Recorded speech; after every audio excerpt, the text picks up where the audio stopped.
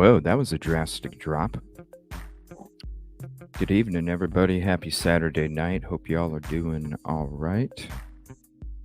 Go ahead and take that off. And I apologize. It looks like StreamYard's still kind of bugging. Good evening. Let me get this switched up. Oh, come on, StreamYard. Is it gonna work or what?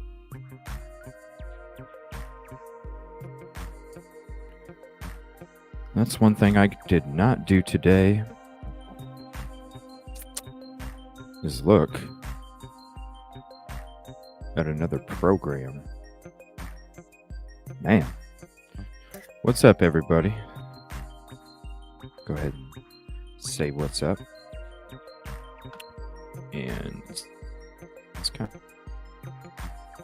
driving me nuts not having my StreamYard over here, so I'm going to flip it over here real quick. Thank you for the sub again, Unravel. What's up? Come on, StreamYard.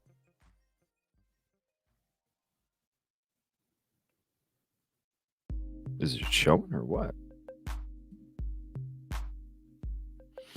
Let me see here. What's up, Skittles? How you doing? Good evening, Dolphin. What's up? Deborah? Salty Sleuth. Why is StreamYard not highlighting these damn things? Come on. What's up, Kelly? Happy Saturday night, Sussid. What's up, Budford? Detective Golden. Good evening. We're going to be covering different cases today. I have a whole list of stuff we can get into. It's going to be late night at True Crime tonight. We did daytime True Crime yesterday. I did a bunch of work since 7:38 something this morning. All day. So I'm excited. And then I got some more work to do tomorrow. Finish my studio. The new part now. That's going to be a while. Brandy Wine. It's probably going to be like a 4-hour project. Mama J, what's up? Natalie B. What's up, Angel? I did not plan on it. I don't know. We'll see how the night goes. I know there's a bunch of stuff I would like to get into. Different things to check out. Kind of catch up on all the stuff that we've kind of like missed out on the last few weeks. Hell, even the last month even. But, checking out some of that stuff. I got quite a list of stuff I want to get through, but we might do some calls and panel, open panel towards the end of the show. I'm not sure yet. We'll just kind of see how it goes, I suppose.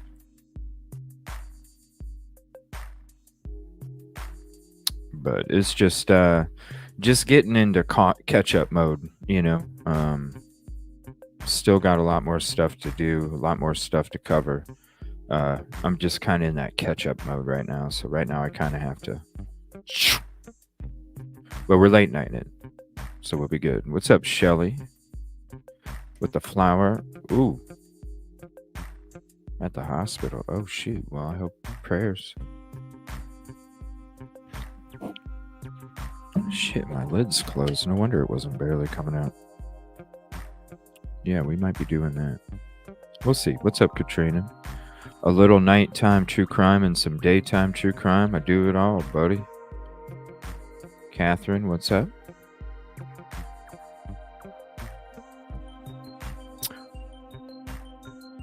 Oh. Dang it.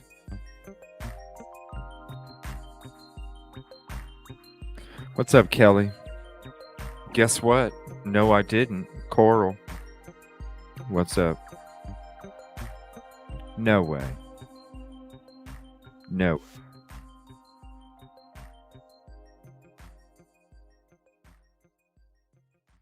Oh, I can't believe that. Oh, I can't believe that.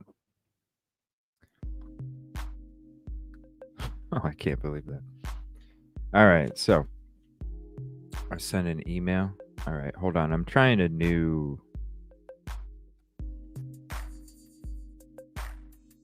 kind of thing here. One second.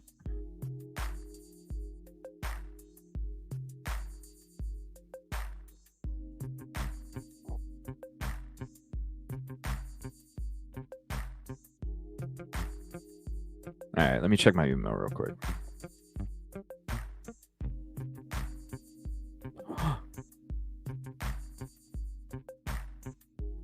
Oh my gosh, I'm sorry. Is that you, Coral? When did you send an email?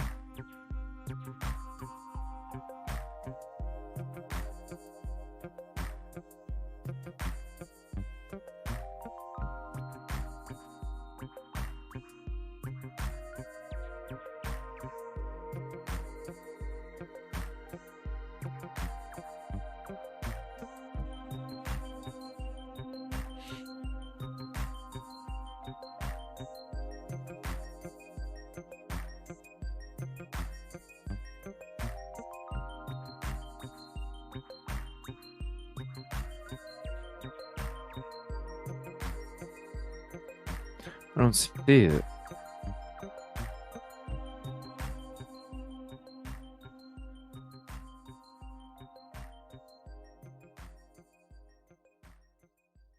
What's up, Mike T? Coral, what?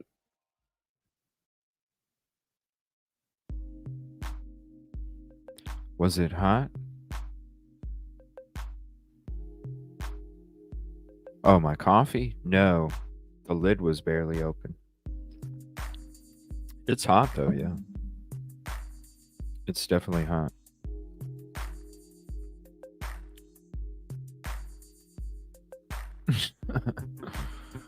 Well, we got a phone expert in the audience, everybody. Well, we'll be going into it, Shelly. We will be going into it. What's up, Yoli? Oh boy, yeah, no shit, Brian. No shit, Brian. Hopefully, yeah, we were thinking about you the night of the hurricane. We were talking about you. Yeah. Well, let's get into that video. Just got released again. So shout out Truth and Transparency. It's a video that we were wanting to check out, and I guess she took it down for personal reasons, and now there's a a re-edit or something, right? So give me 1 second. Coral, what? When did you send the email?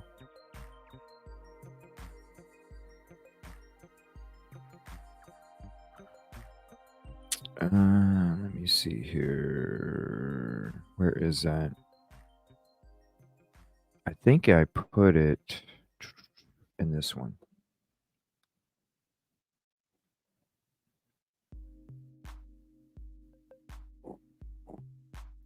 Yeah, there's a lot of stuff that we didn't get to go through.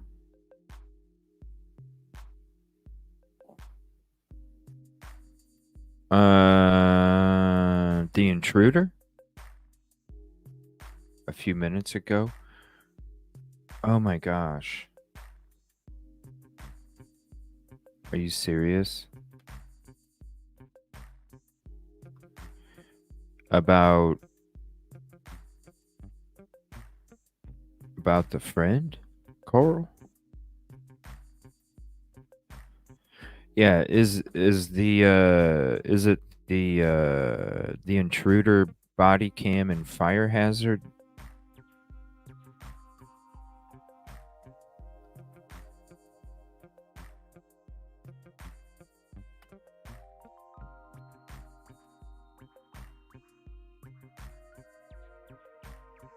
Okay.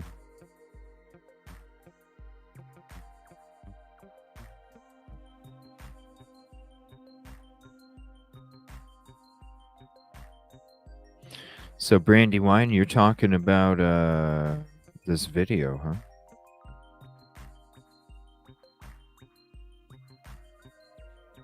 Okay. All right, hold on 1 second.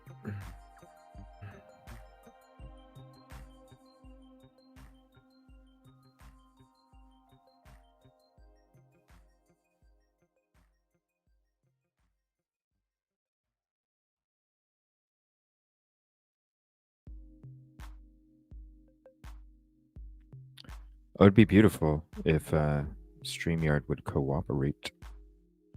All right, so here's the link. You all know who this wonderful lady is. So here's the link. Come on. You can do it.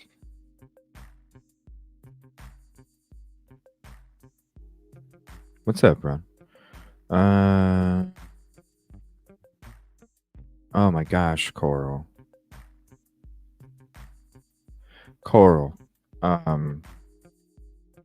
After the show, if you need to talk, just let me know, okay? Like for real. After this show's over, email me, or when the show's getting to a close, email me. You know, and if you need to talk or something, just email me when the show's over, and we, we'll talk for however long you need to talk. If you need an ear or comfort or something, okay. But definitely know that you got prayers and vibes and energy in your direction.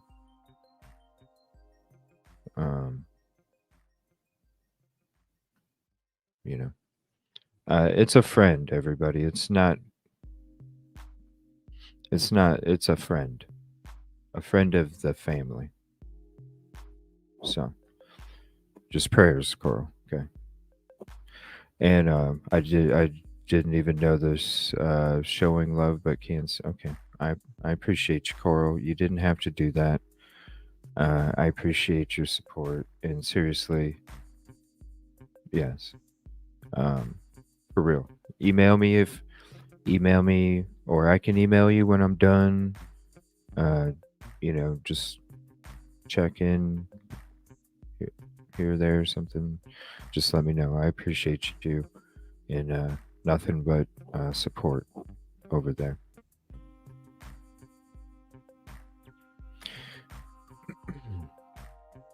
Okay, so give me 1 second here. We're gonna get into this video. Everybody's been waiting to watch it. We went to watch it, and then it wasn't there. Now it is. Thank you. Truth and transparency. And we'll put that up. And what I'll do is while we're watching this, I'll kind of hop in back and forth on camera. Or maybe I might I opened up a new layout slot so I could maybe be on camera but very minimal. That way you guys can get to see the most of this in its entirety. So, and then obviously we'll take breaks. We'll not have the entire video on there. I suggest you go over there and show some love. Tell her Evil CJ said what's up. Apologize for the troll shit. And I'm going to give you a link to this video too, because I'm sure you already have it. But if you don't, here it is for your playlist. And we'll get to watching this. Thank you, everybody, for hopping in. Appreciate you. And we're late nighting it tonight, baby. Let's do this.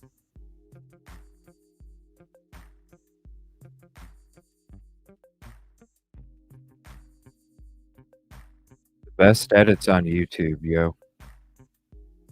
Come on.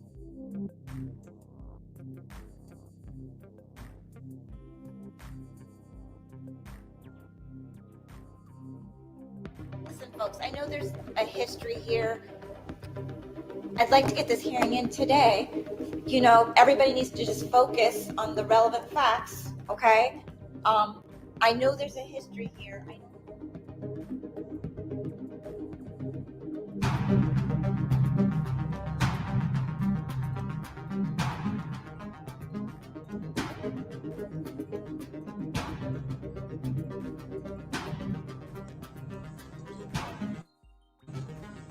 You talking up by Sunset Mart? Up the hill by the gas station? Yeah. Okay. Why did you?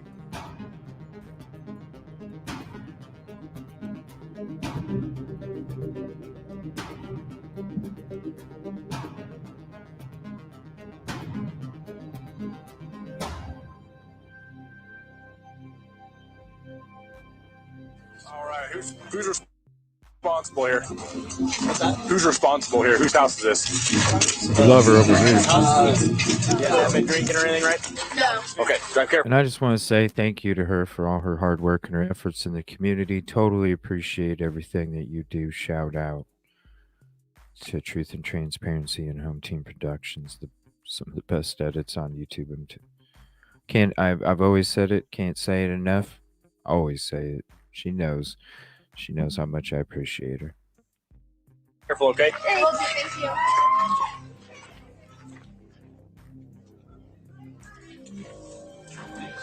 This is what the other group had that ran away. Oh, really? You just ditched it? Awesome. And those ones kept walking in the car. It's truly for the win.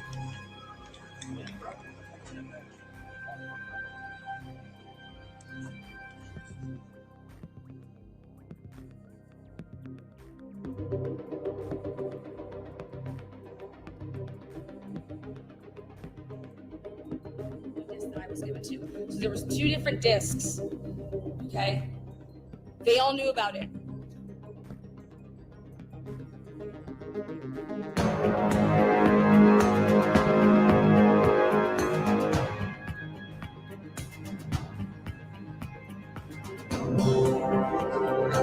We're not here to talk about the alcohol stuff, okay? Okay, yeah. But this is the second noise complaint we've had here tonight within 2 hours. How are you? Good, all right. Good. Is this your place? Yeah. Perfect. You know why we're here? I see noise. Noise, yeah. Yeah. Big speaker right there? Yeah. Nothing against having a party. Once neighbors start calling in, then we have an issue.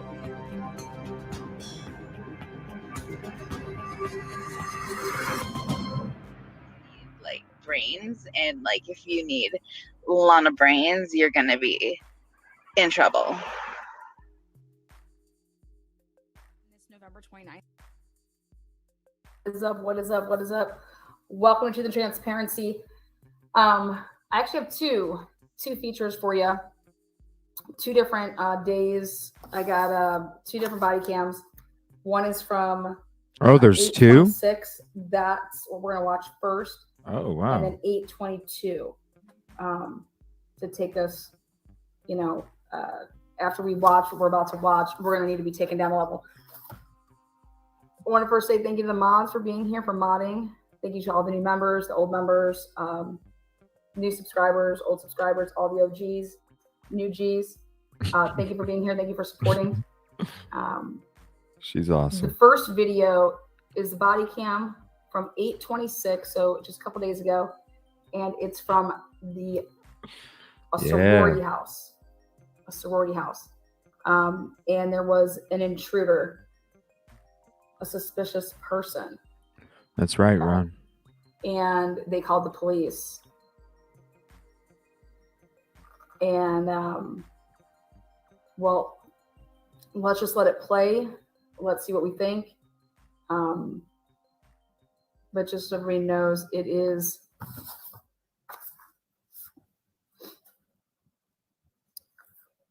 in the evening, late, 10, 11 p.m.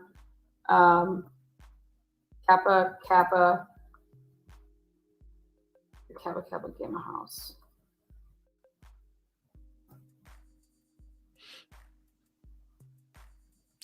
You should be able to hit close. Um, If anybody needs closed captioning, you should be able to select the closed captioning on this. No? Doesn't have it? Wait till you see the top of the line police work. I mean, I'll have it on until the body cam starts, but I don't know. Do you guys want the closed captioning to block the body cam? I thought maybe you guys wouldn't want the closed captioning to block it. here we go. We'll see. I'll have to shrink it too. So it'll be a little smaller as well. Right.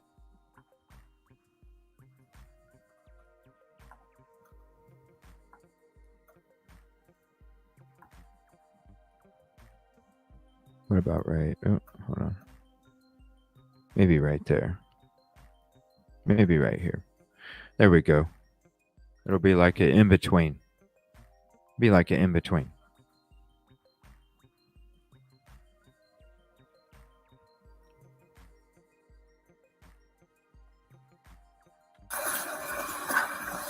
Dude here, I'm not sure if it's still in or not. Can we follow one of those downstairs? All the girls are outside, by the way. Let's see what's might be in there. I did walk through that. See that stuff. Okay. All right, we'll follow you through.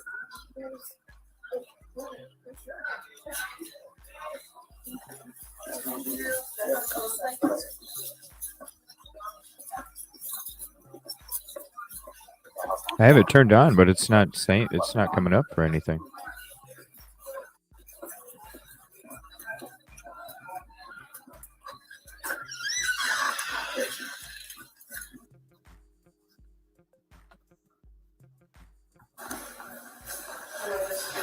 This is Officer Stirk body cam, STIRK, STIRK, Stirk.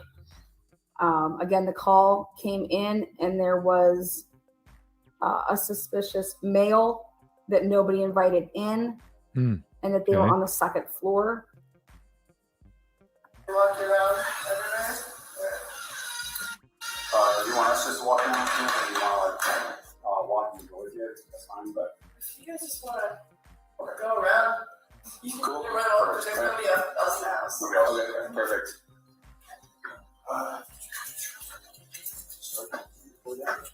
You want to actually like clear it or just walk through?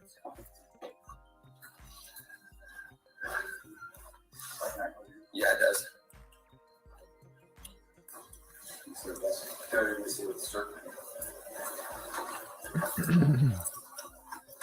I mean, it looks normal so far.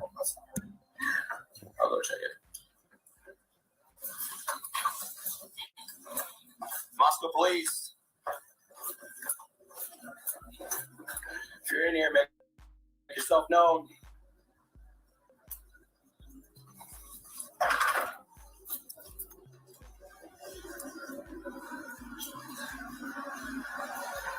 Moscow Police.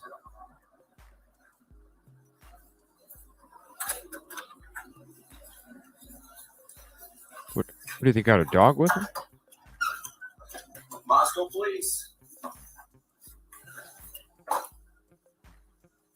Bunch of storage.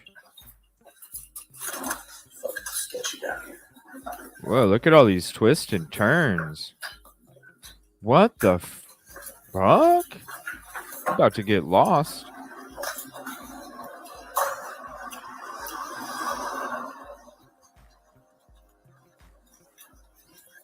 Coming up.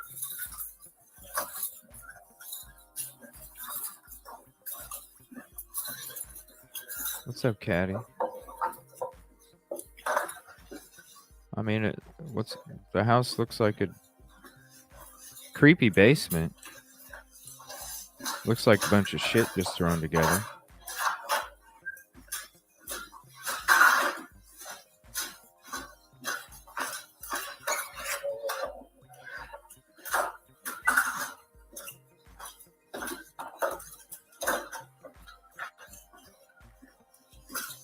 Okay.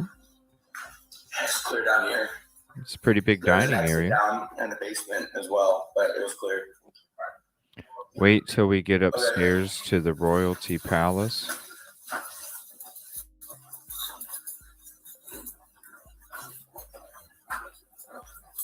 Sketchy, but didn't clear it. Yeah. Moscow Police, if you're in here, let yourself know. All right, here we go.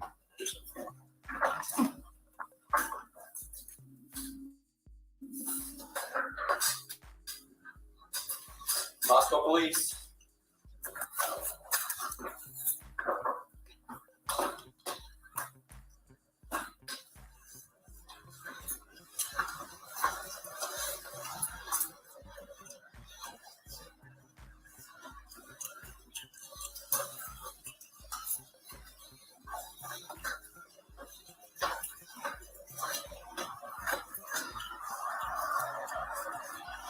Wow, they're doing a real thorough fucking look, aren't they? Are you serious? A fucking unknown male? Hold on a minute. An unknown male roaming through the frickin' house and they're just flashing a light. Hold on a minute. They're just flashing a light a couple times? They're not even fucking. What the fuck? So he could be hiding under dirty clothes and they would never even fucking know? Hold on a minute. Wait, where are we at? Hold on a minute.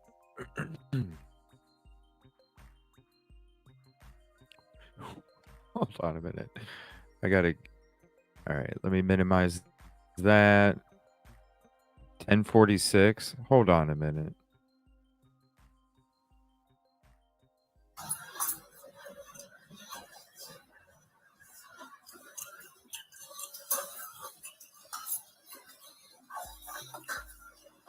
The fucking closets, bro. You just.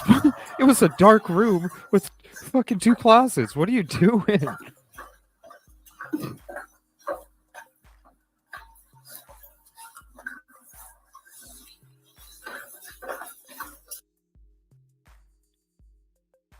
Did you even. Hold on. Did you even peek your fucking head through? Hold on.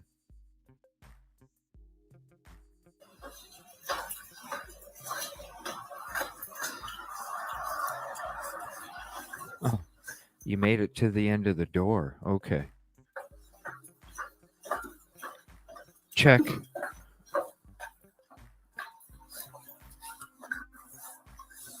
Oh, that's the one that he didn't even. Yeah, Thank you there, 49 girl. that's the one that didn't even. 5-month member. Nope. Didn't even put your head through that doorway. What the?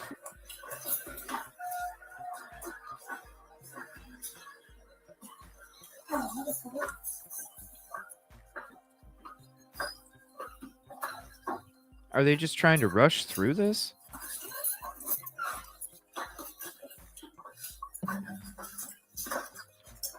You didn't even. You just want to sit here and watch that stairwell. Yeah, dude. You ain't got to watch no stairwell because the motherfuckers under the bed still laughing at your ass because you didn't even look towards that direction. You looked towards the fucking desk in a dark room. He's probably laughing his ass off, like sitting there telling himself, "Are you fucking serious? I can't believe I just got away with this shit."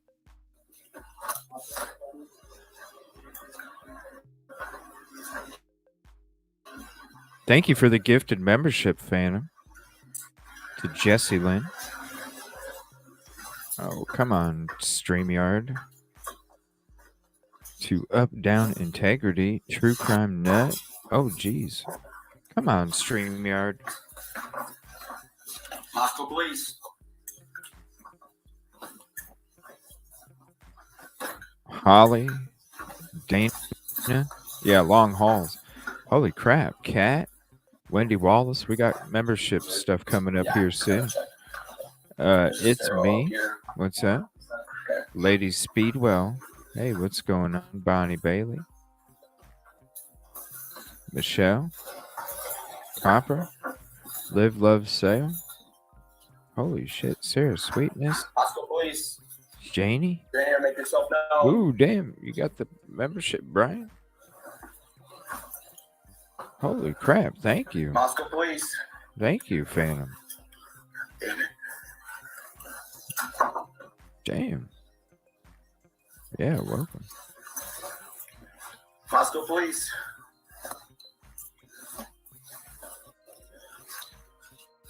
Hope everything's been good with you, Katrina.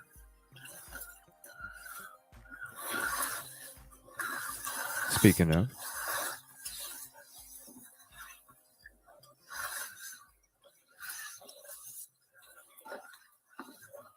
All right, hold on one second. I missed a couple minutes there. You're here, make yourself known. Thank you, Phantom. I appreciate you.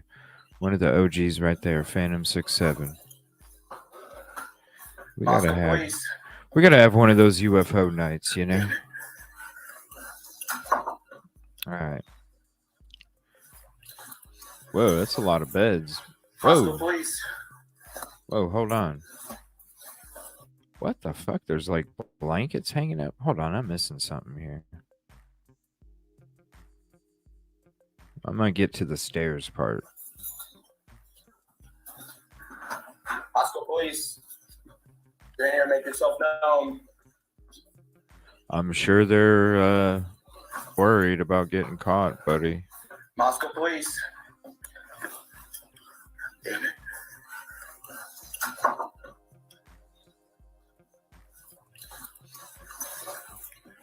Moscow police. Like they got fucking tents up there? What? What the fuck?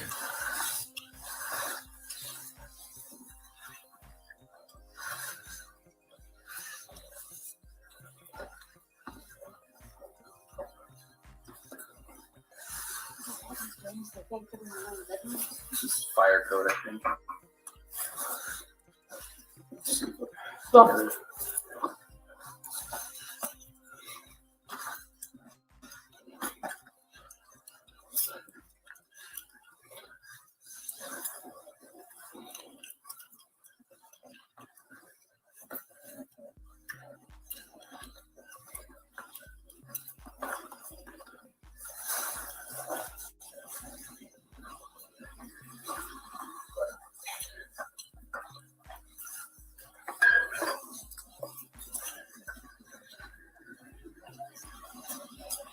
It's like a freaking prison up there. Don't tell me there's more. What's this? A regular room? Oh, I bet that's the suite right there.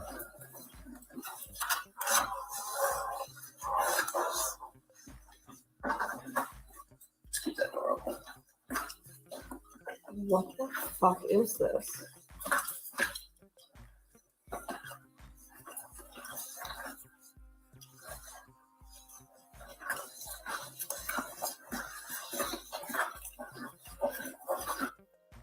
Okay, I have to pause this. It's like a homeless What is- camp. What is this? It's like a freaking homeless camp. Like, this is what y'all are paying all this money for?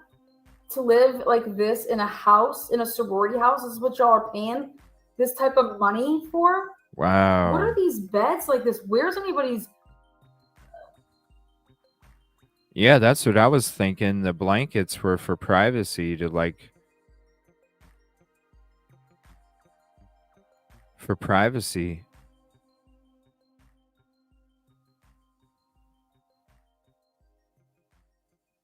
No, I didn't count the beds. Yeah, it looks like a refugee center. Yeah. I mean, there you go.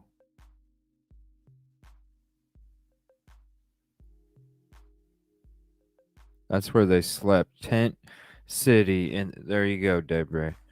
Tent City in the attic. Counted about 30 bunk beds. I mean, even just there was a couple that just had sheets nailed into the fucking wall. False walls.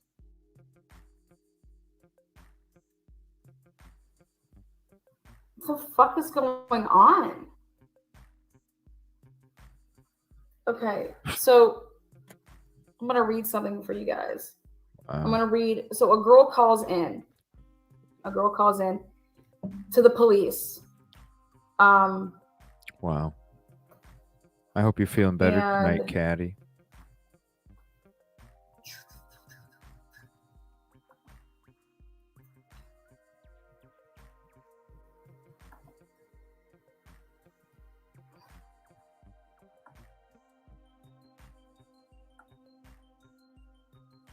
And she says, an unescorted male is inside their sorority. The male was described as wearing a green shirt, jeans, and carrying a black bag. The male was last seen walking down the stairs to the first floor, but not exiting it. Upon arrival, all members were outside waiting. Officer Stirk and I searched the sorority house, but were unable to locate anyone. The house mom advised they checked the exterior cameras, but did not see anyone suspicious. So that would be like that nobody exited. Wow. I advise the members to use the buddy system and double check their rooms. I suggested they call if they locate a mysterious bag inside. What? Right? What?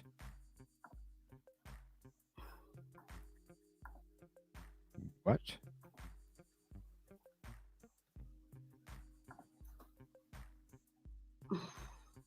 Okay, now.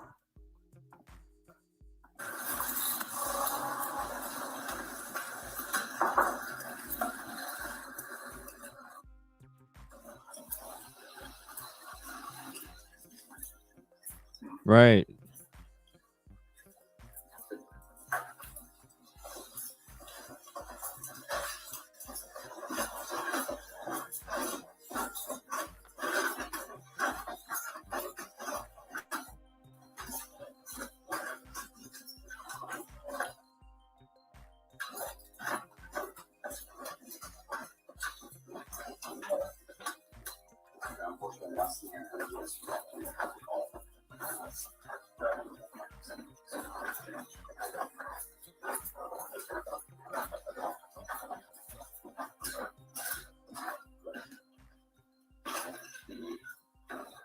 Moscow, please. That door on your left. I'll see you. I think you're coming. No, my. Door's locked. Okay, no problem. We didn't see anything. We checked every room all the way up to the third floor, and I checked the basement. Didn't see anything in there. Okay, perfect. Thank you guys for checking. Yeah. I tried looking my cupboards and everything, or someone tied. So as far as the bag goes, if you guys want to say it was long, just call. Okay. He's going to drop something off further. Gotcha. Yeah, 11. Well, perfect. Thank you guys. Yeah, no worries. Thank you.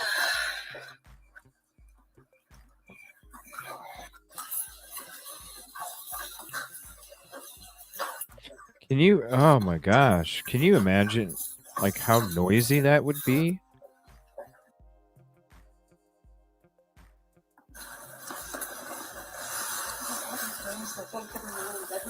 Just fire code, I think. Yeah. Together.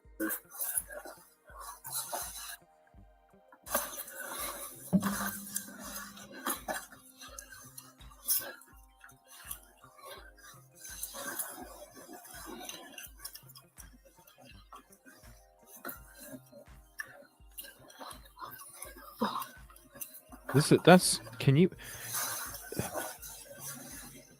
Oh my gosh! That is like, and then that small thin area. Are you fucking kidding me? They have a That's a bed window. pushed That's a into window. that little nook. Like, how do you get out of there? Wow! You literally have like this much freaking room to crawl. Oh, okay, through the middle. What the? That's a fucking window. You can't. You can't.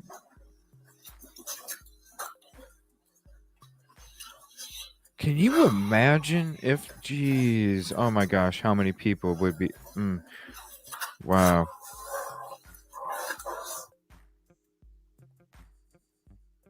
You gotta be kidding me. Keep that door open.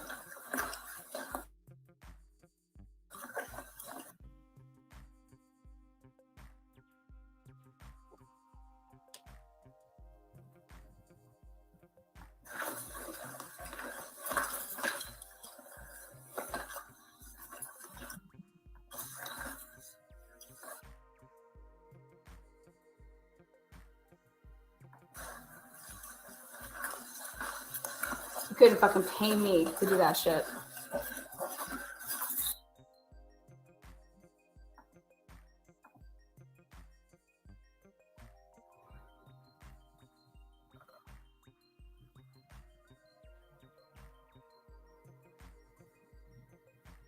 This looks like It's crazy. this looks like trafficking. What is this? A tent camp, prison camp, freaking. It's not a slumber party. That shit is. This is what y'all look forward to? Like, what? Can you imagine trying to come home and then get to bed? This isn't, I'm telling you, there's no way that this shit is normal. Or trying to If get this is what sleep? y'all want to sign up for sororities for, I can't even. Can you imagine the OnlyFans that takes place in these rooms? Oh my gosh. Right. Where's the exactly, Cryptic? Where's the place for their stuff? I wasn't even thinking about that. I'm sitting here just in shock about what the fuck I'm seeing, and I didn't even think, right, where are they supposed to put all their laundry? Okay, Ron says, listen for... Someone tied. So as far as the bag goes, if you guys notice the bag doesn't belong, just call. Just gonna drop something off for What? the weapons. Well, What? perfect. Thank you, guys. Yeah, no worries. Thank you. Did she rewind it? She's got to. Okay. What did he just say? Wow. Now we're going to look at it from the other angle, which is. All right, hold on. There's another angle. Okay. Give me 1 second.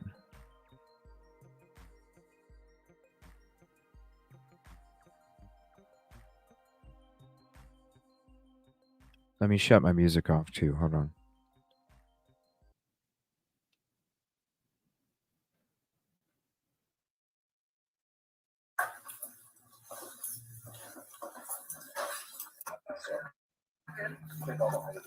What?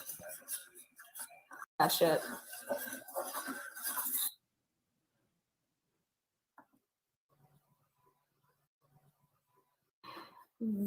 What is this?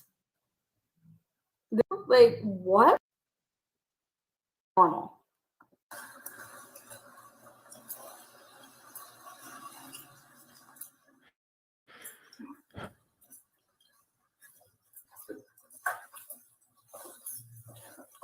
They're just standing there so awkward. They don't.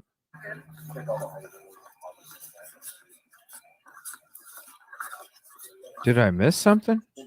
Oh, okay. Here we go. Anything where someone tied. So as far as the bag goes, if you guys notice the bag doesn't belong, just call. Just gonna drop something off for the weapons. Well, perfect. Thank you, guys. Okay, I'm having a hard time understanding what was being said. Was he saying that if you notice something in the backyard, give us a call? What's up, Typically Unique? What's up, P Fox?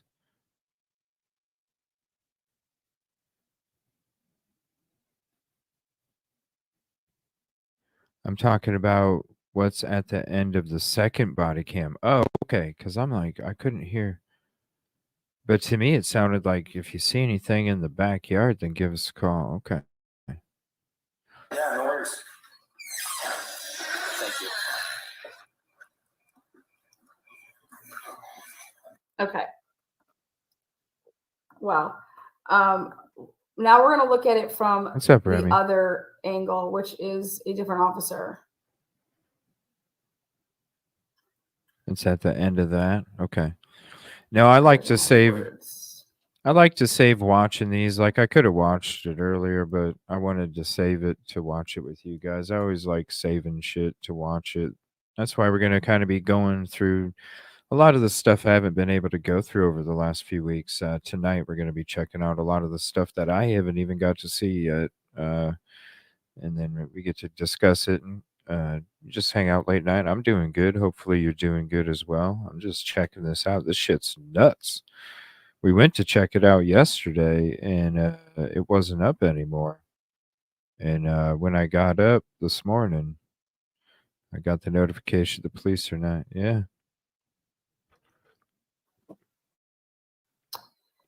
It's crazy. I don't understand. And she's right. Why would you pay that much to live like that? For real. like trying to get to sleep or trying to come home to get to bed. Can you imagine? Like trying to just get to bed? Fuck.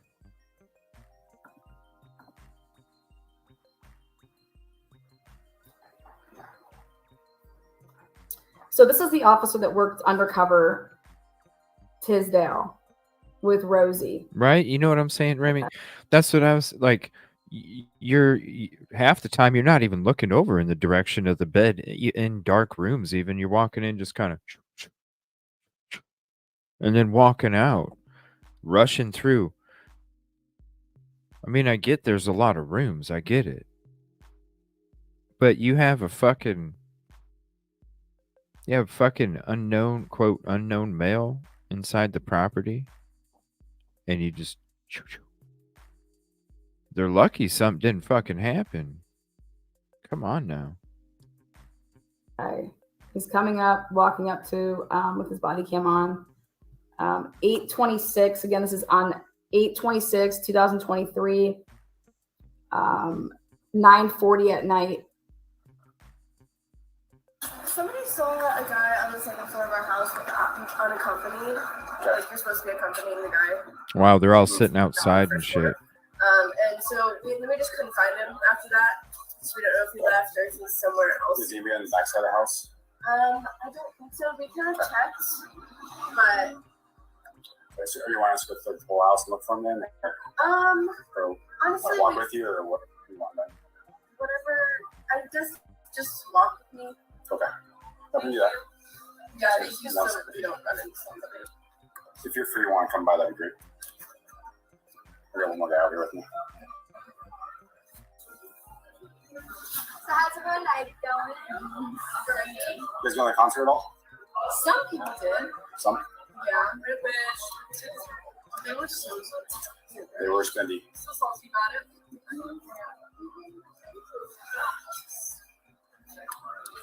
So it's exciting, man. Where are you coming from?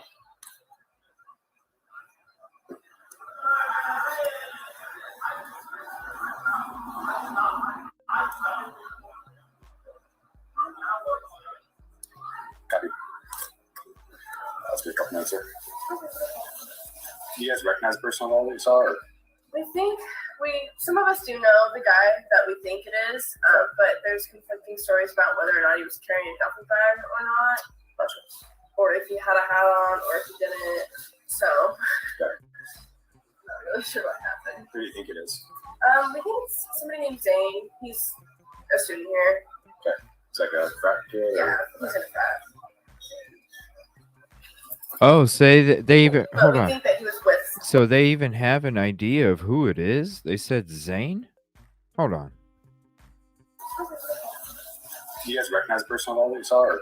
We think some of us do know the guy that we think it is, but Oh, there's that they conflicting think. stories about whether or not he was carrying a duffel bag or not, A duffel or bag. if he had a hat on, or if What? he didn't. So, A fucking duffel bag? I'm not really sure what happened. Who do you think it is? What? We think it's somebody named Zane. He's a student here. It's like a frat kid? Yeah, Or? he's in a frat. A duffel bag? But we think that he was with one of the girls in our sorority. You know who it would have been? Who was it? Yeah, and they're together right now. They're together right now? Yes. We just can't reach either of them at the moment. Okay. But, Kendra, you and some motherfucking. the man in Wow. even if I also saw him too. He was just walking in the halls. What was he wearing exactly? Wearing a green shirt and he had a black bag with him. Wow. A fucking Jeans. duffel bag? Black shaggy hair.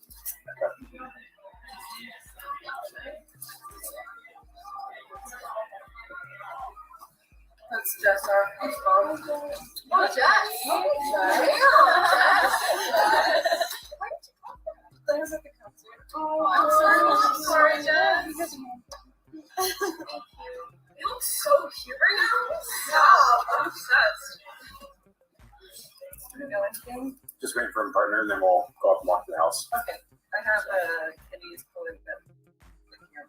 Oh, awesome. Careful of the step on your dress. Walking the edge. Yeah, I was like, I don't want you to fall. You guys have cameras like all throughout or just at the doorways?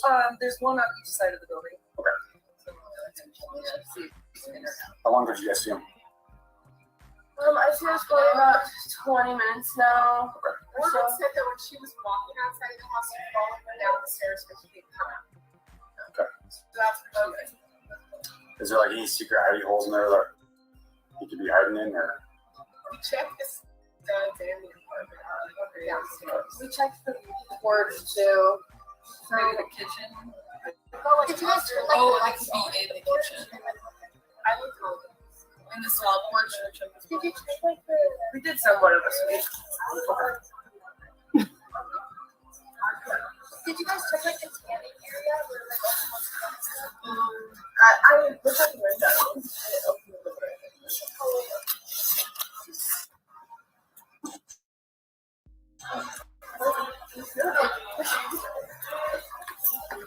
What was your name? Awesome.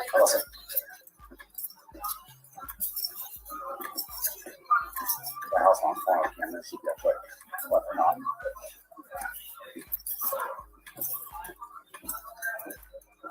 They have a ring right there.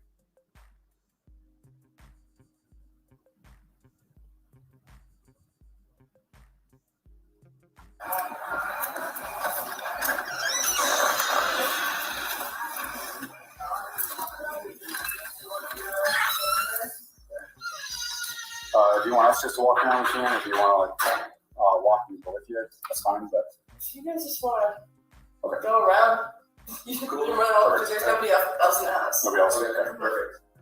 All right, again, if you guys are just joining us, welcome to the transparency. On 8/26, there was a phone call made to the police department saying that at the Kappa Kappa Gamma house, that there was an unescorted male that was in the house with a duffel bag, and they saw him walking down the stairs, but that he never exited the house, so that he was still in there, they believed. Then they looked at the cameras and they could not see, anyone exiting or, entering. And, they called the police. So this is the body cam footage of the Kappa Kappa. This just happened 8/26/2023. So 8/26/2023. And yeah. So here we go. This is the beginning of body cam number 2, which is from the other officer's vantage point.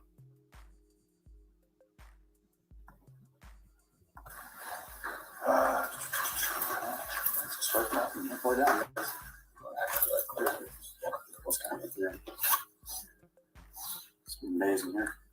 Does that connect over here? Yeah, it does. You stay with us. Terry, you stay with the store. This is the only stairwell going down? Oh, that's not her. I'll go check it.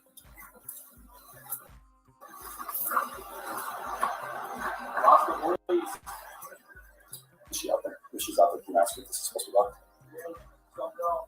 Moscow Police Department. That one, yeah. It's a thing. Okay. Yeah, so this goes down to our basement, and then that's the room downstairs.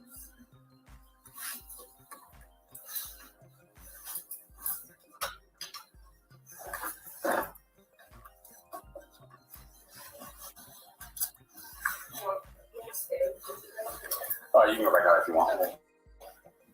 Take the ground so you can find me more. Moscow Police Department, being here, make yourself known. That's got shelves in there. Holy shit, he has a ride along.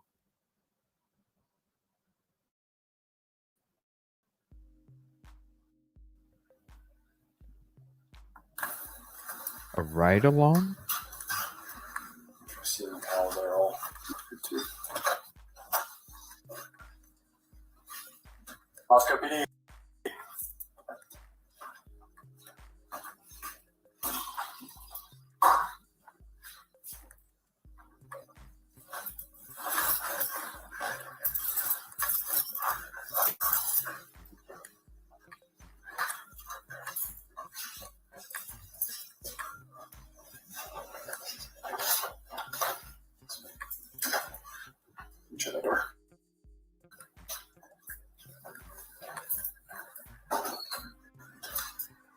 two stairwells going. Okay, I believe the girl is a ride along. I mean, who's the chick? Up there.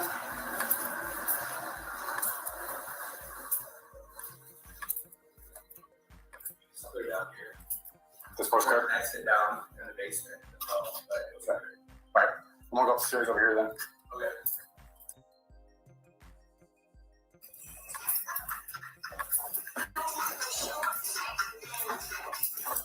That's what she just said, that there was a ride along. Yeah. Moscow Police Department.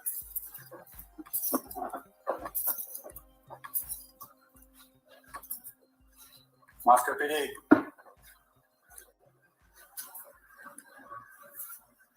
Good Lord, there's so many hidey holes.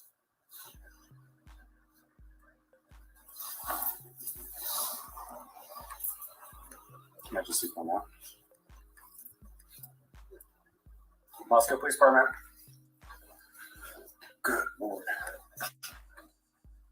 She's a cadet in training. So it sucks if someone wanted to hide in here, they could easily do it. I don't see cadet on this one. Her shirt says cadet. I know the other girl said cadet on the back of it.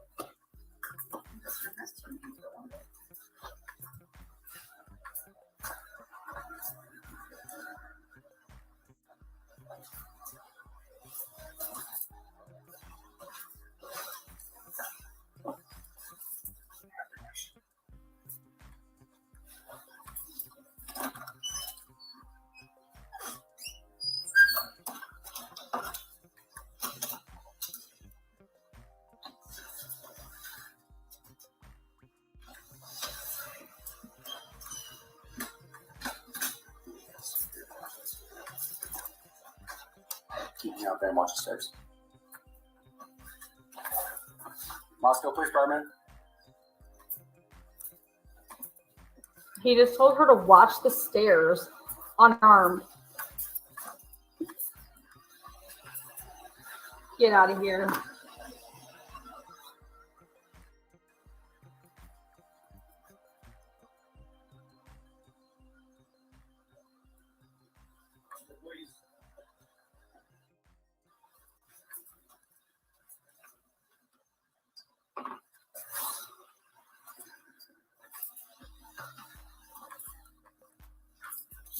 Right?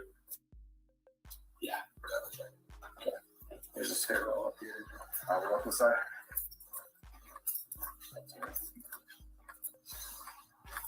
Watch that one. Moscow Police.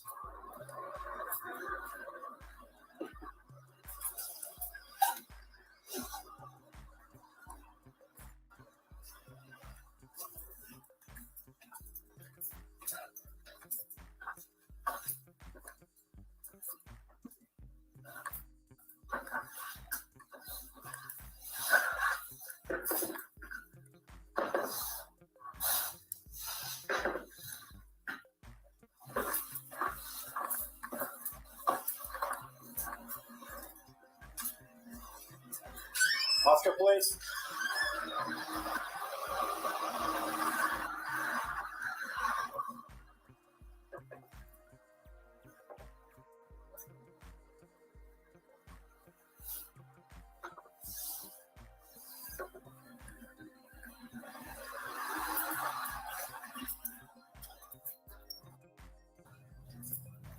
Moscow Police.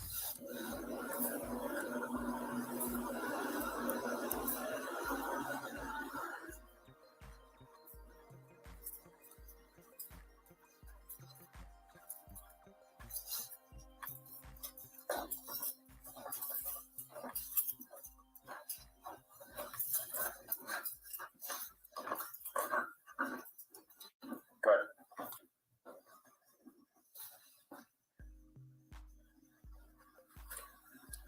You can call now. Moscow Police.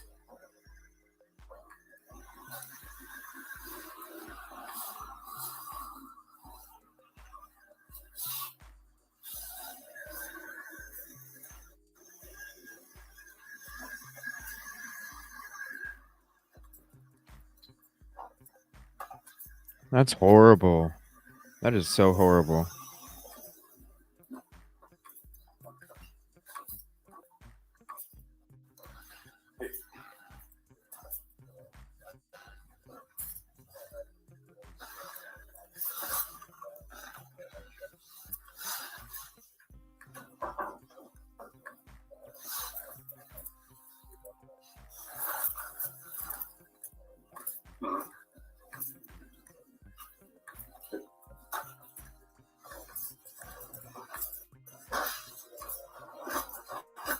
Yeah, they're blocking the window. You can't do that. How in the hell are you supposed to get out if there's a fire? Even if you jump 2 stories, you know what I'm saying? You're still getting the fuck out. Trying to get through. Oh my gosh, I can't imagine. They're so lucky. They are so lucky there was not a fire. That was old practice and things changed. So.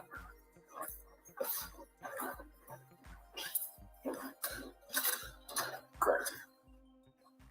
Okay. Moscow, please. Say again.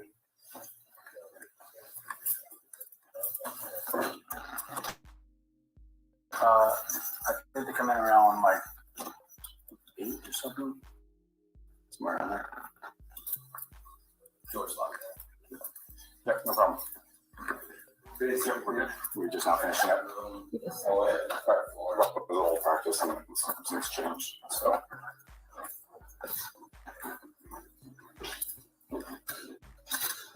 Correct.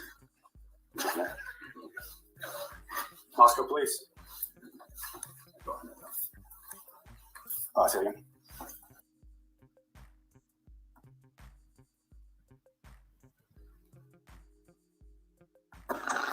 I think they come in around like.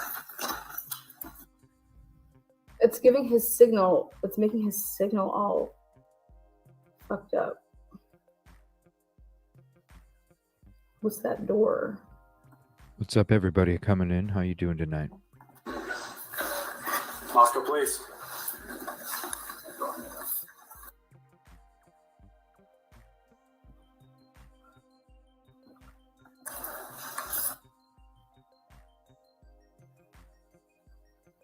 Say again.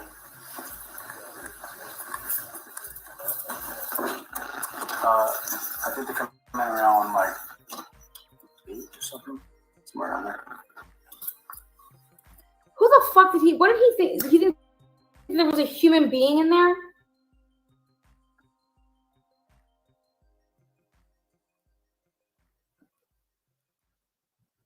Is there a human in there?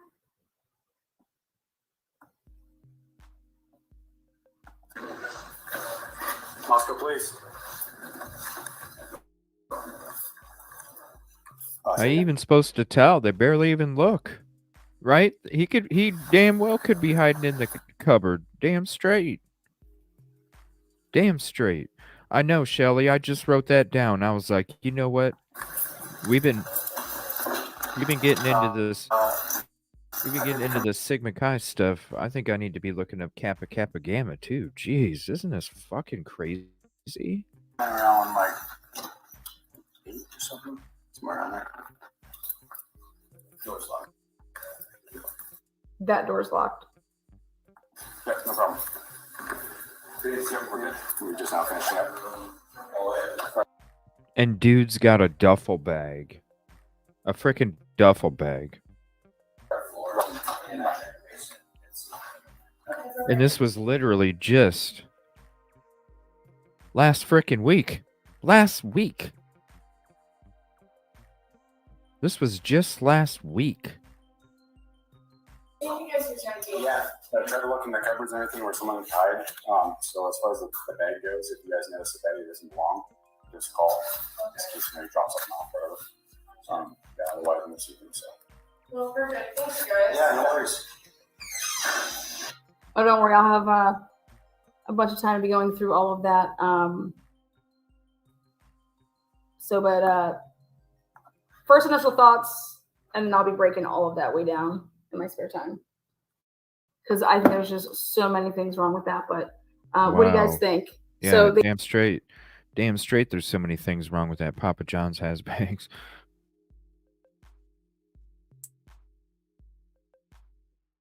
4.8 star reviews. Wow.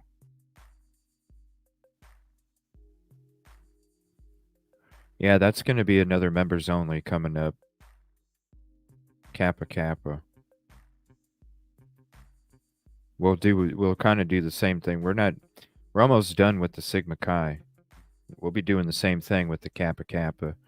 So if you're a member, go ahead and check out the Sigma Chi ones, and you'll see kind of how the format will go for the Kappa Kappa. This is freaking crazy.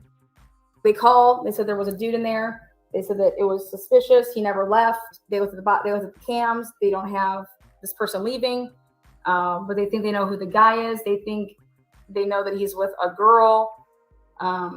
This happened just on 8/26.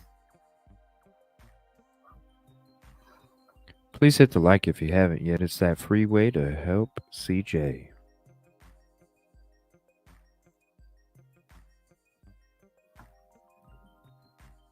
A couple different times in this second body cam, he was going by stuff that made his radio like get that like buzzy noise. Thought that was interesting.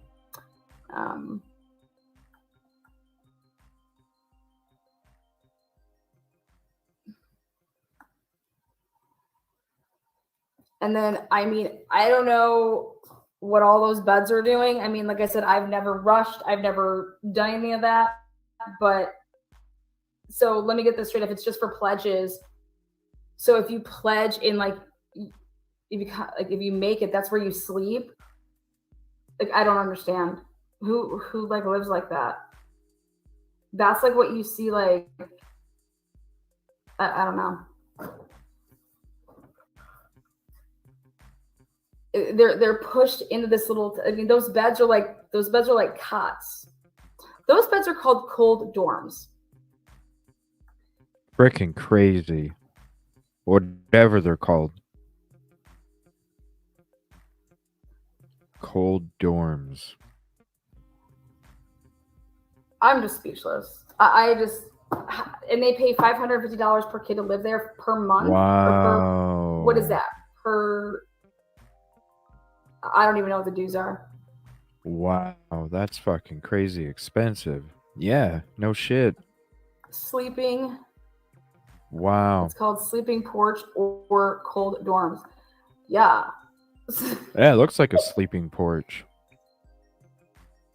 Like, and the guy called it. He's like, this has to be a fire hazard. Fuck yeah, it's a fire hazard. Those are prison cots. Yeah, those are something, man.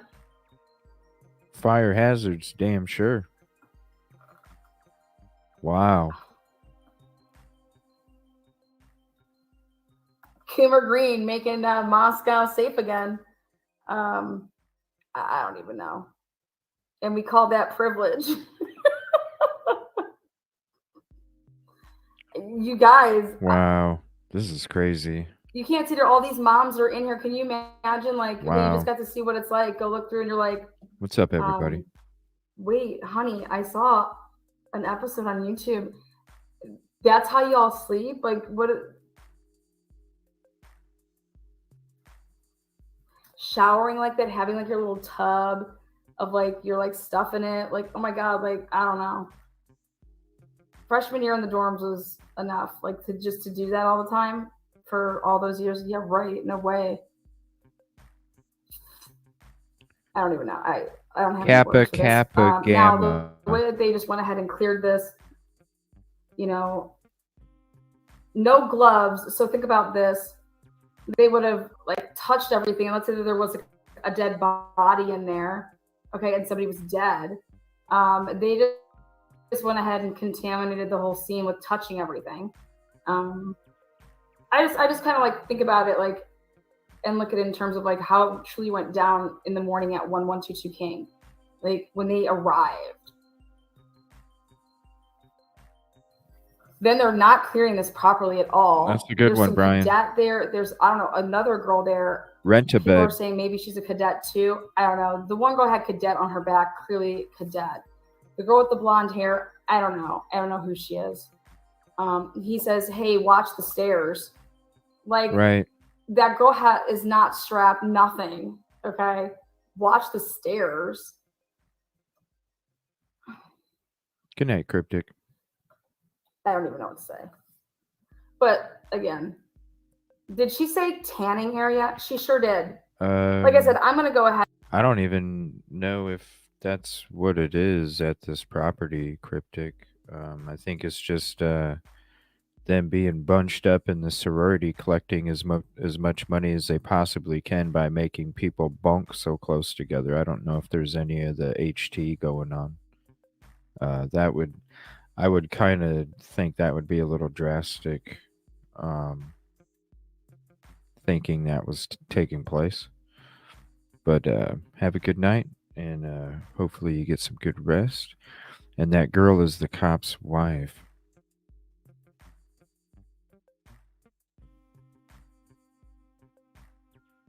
Yeah, that's what I was gonna say, Kelly. When we were first watching it, when I first noticed it, I was like, I bet that's where they have the freshmen stay.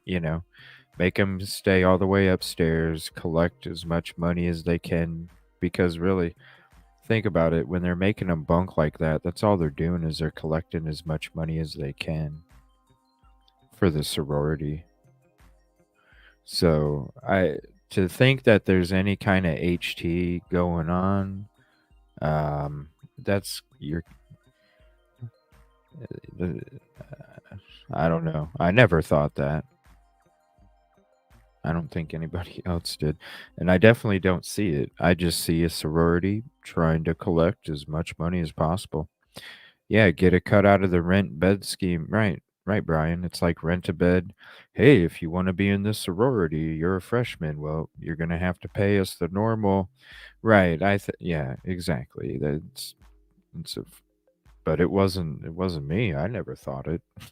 But I guess if somebody in chat did, I don't know. I guess they're on their own. But that never came to my mind. It was just how close. It was like, yeah, like Brian says, like a scheme to collect the most money you can. That's basically it. And just take the whole these videos, relook at them all over again, because I'm speechless. I cannot believe parents are like, oh my God, my daughter's in a sorority, it's great. No, nothing about that's great. Even if you were like not a pledge anymore and you like lived in that house, I wouldn't want all those people around me. Like, get away from me. Get out. Like, Jesus, go home. Go to your dorm room and just leave. All these people in my face all the time. Like, fuck that. No way. I don't know how y'all do it. The end is the best. Oh, did I not let it play long enough?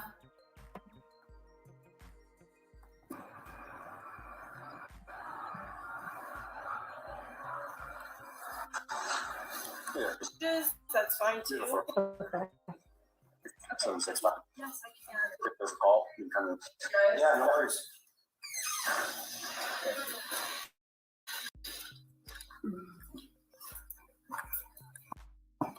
See, there's the cadet. So I have to say this: if she's dressed that way, guys, there's no way that this girl's a cadet and she gets to dress like that. So I'm sorry for anybody that's saying she's a cadet. No, the blonde hair right here, she's not a cadet. There's no way she's a cadet. I'd be pissed if she got to dress like that and I had to wear all this other crap. I'm just sorry.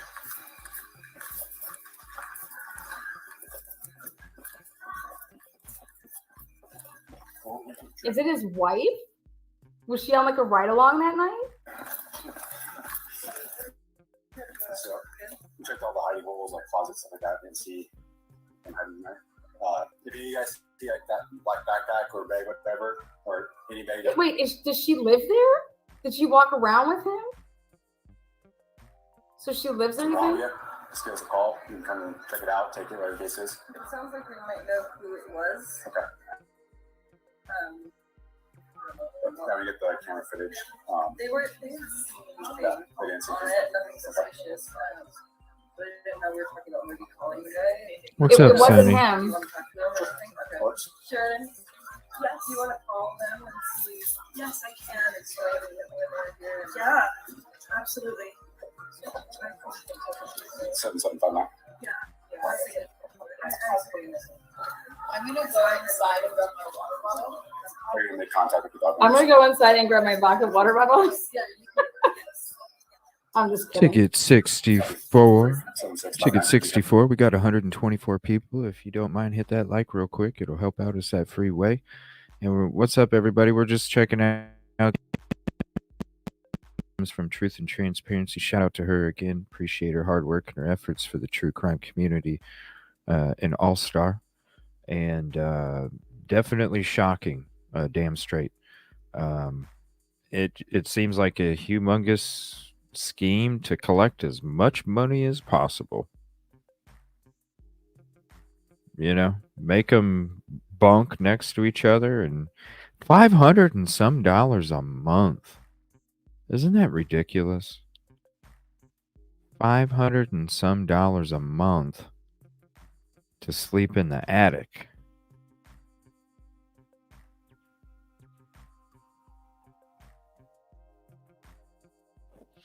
Oh, you're fine, Debre. No, you're fine. I think somebody else was misunderstanding what somebody was talking about. So, registered at the sorority. I think it's just cram as much as they can. Collect that money. $550 a pop. $550 a pop. What's up, Tana? $550 a pop. Brian says 125 kids. That is outrageous, is it not? Freaking crazy. Get over and back 77.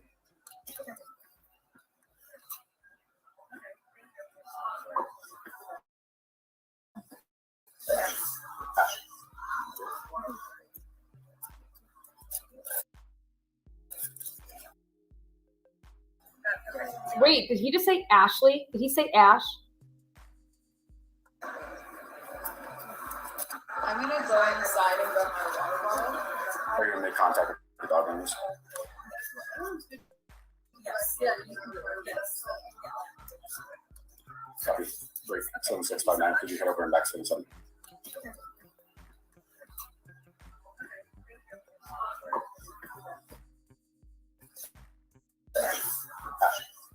Ash. That's his wife. Ash's wife.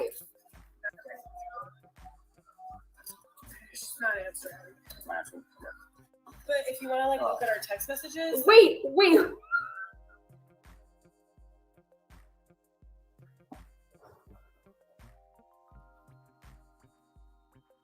His wife's name's Ashley.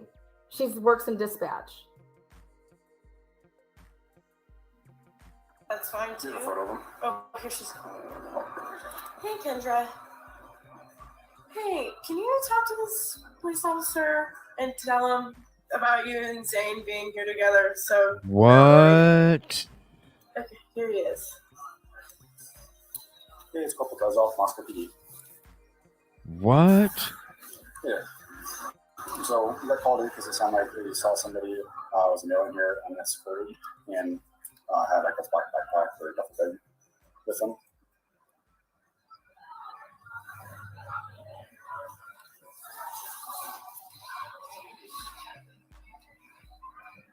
What's he wearing? Huh. Yeah. It's not the same guy. Wow, P. Fox. Look at that, everybody. Okay, Wow. You're the one that saw him, right? Yeah. Was he wearing it? What the heck is going on And in jeans. this fucking community? It sounds like this person doesn't have jeans on. Did he have jeans? What on? the hell? This was last week? Okay. Last sounds like it might be week. somebody else then. But appreciate checking. So I hand the phone back for it. Thank you. This was last week. Hey, sorry about Sounds like that. he's wearing shorts. So Wait, what? Okay, so it's not him. So they're all F now. But what is this person with? Is this campus security over here with this mask With a on? This mask black on? mask, this black shirt. What? What is that? Got a green shirt though, so are you confident? was It you? is. It's a COVID mask. It's a freaking COVID mask. Wait, someone called Morgan. That's a COVID mask. Morgan, she's right at the front door. Well, nonetheless, we looked through it. Granted, people can hide pretty well. We checked all spots where you might go hide, so just check the room and stuff like that. Keep buddy system while you check things out further. Wow. You don't want to dig through your stuff too much, but it's like People are still wearing masks. So otherwise, I feel pretty confident he's not in there. Thank you. Thank you so much for coming. I'm confident he is not in there. You guys take care. Covering his cam. Take your wife. Go on a date. What is going on? That's his wife. Look at that Hummer. Why in the hell are you bringing your wife on a ride along?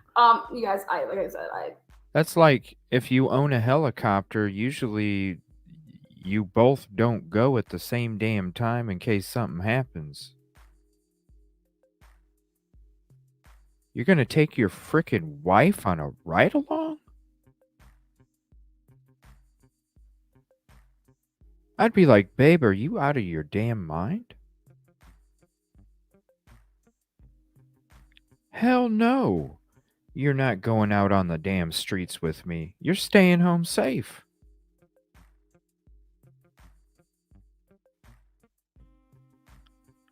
What the fuck?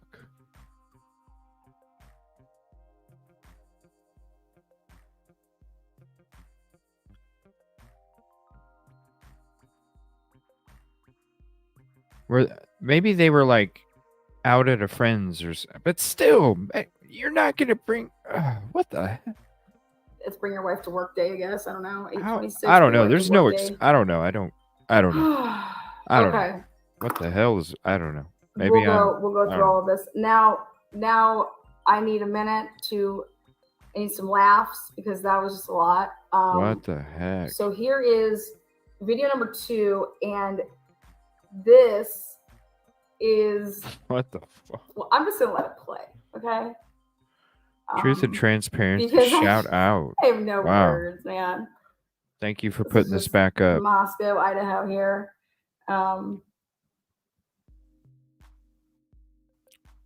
Right? Jeez.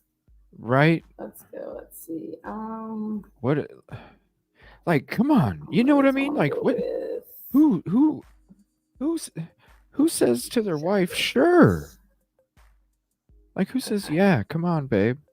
What the There we go. hell? What the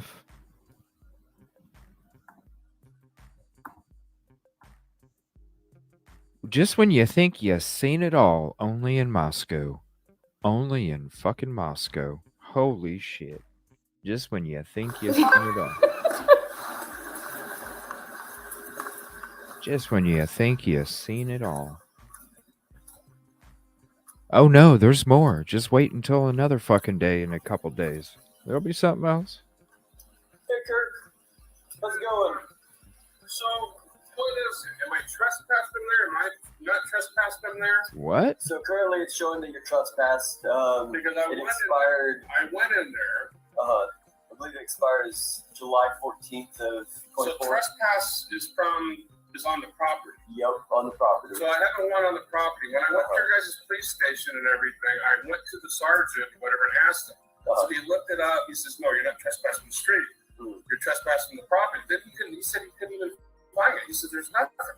So I told him before I went over there, I go, "I don't want to get in trouble." So he goes, "No, you're clean and clear. Go over there." I go, "Well, you can't trespass me from a road. That's public domain." So me being on that road, it was a thing. Talk to you. You said you didn't want to get in trouble. Was it somebody there, or I went to the police station? Okay, when you're talking to somebody. Yeah, I went to the police station. Your sergeant, the little guy. Okay. So I told him, I go, "Dude, I don't want to go up there because I talked to some of the security guards and everything like that. I don't want to go up there when it's a public domain road. You can't trespass anybody from a public domain road. Nobody can go on that trespass. Nobody can go on that residence 1122 King in the first place. So I understand you can get trespassed in the one. So I was up there. It was Joe's birthday today.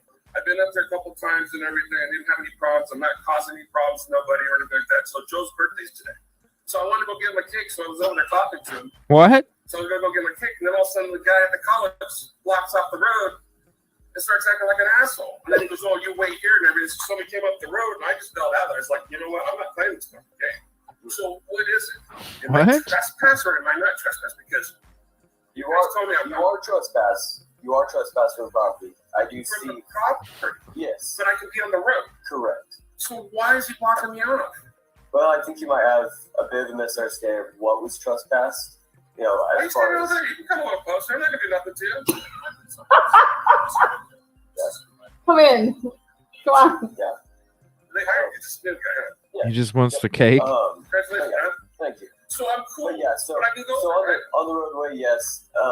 So I would say there's a difference between like you're legally trespassing, but still it kind of creates tension when you go to a place that you trespass from. And yes, you know what's funny? You know, I got trespassed for over lying, saying I said hatchet something. And then I got her on recording. I got him on recording when I went up to the place and never said that. Then I got him on recording when all of a sudden the officer, sergeant, whatever his name was, not Gunnerson, but the other guy looks like Gunnerson. But he said I could go up there, but the problem was I get along with all the security guards up there. They hired 2 new security guards. Oh, how you doing? They hired 2 new security guards. I So know. I went up there. I said, "Hey, you're gonna come down and get your fucking drink and snack?" Well, fuck you. I left.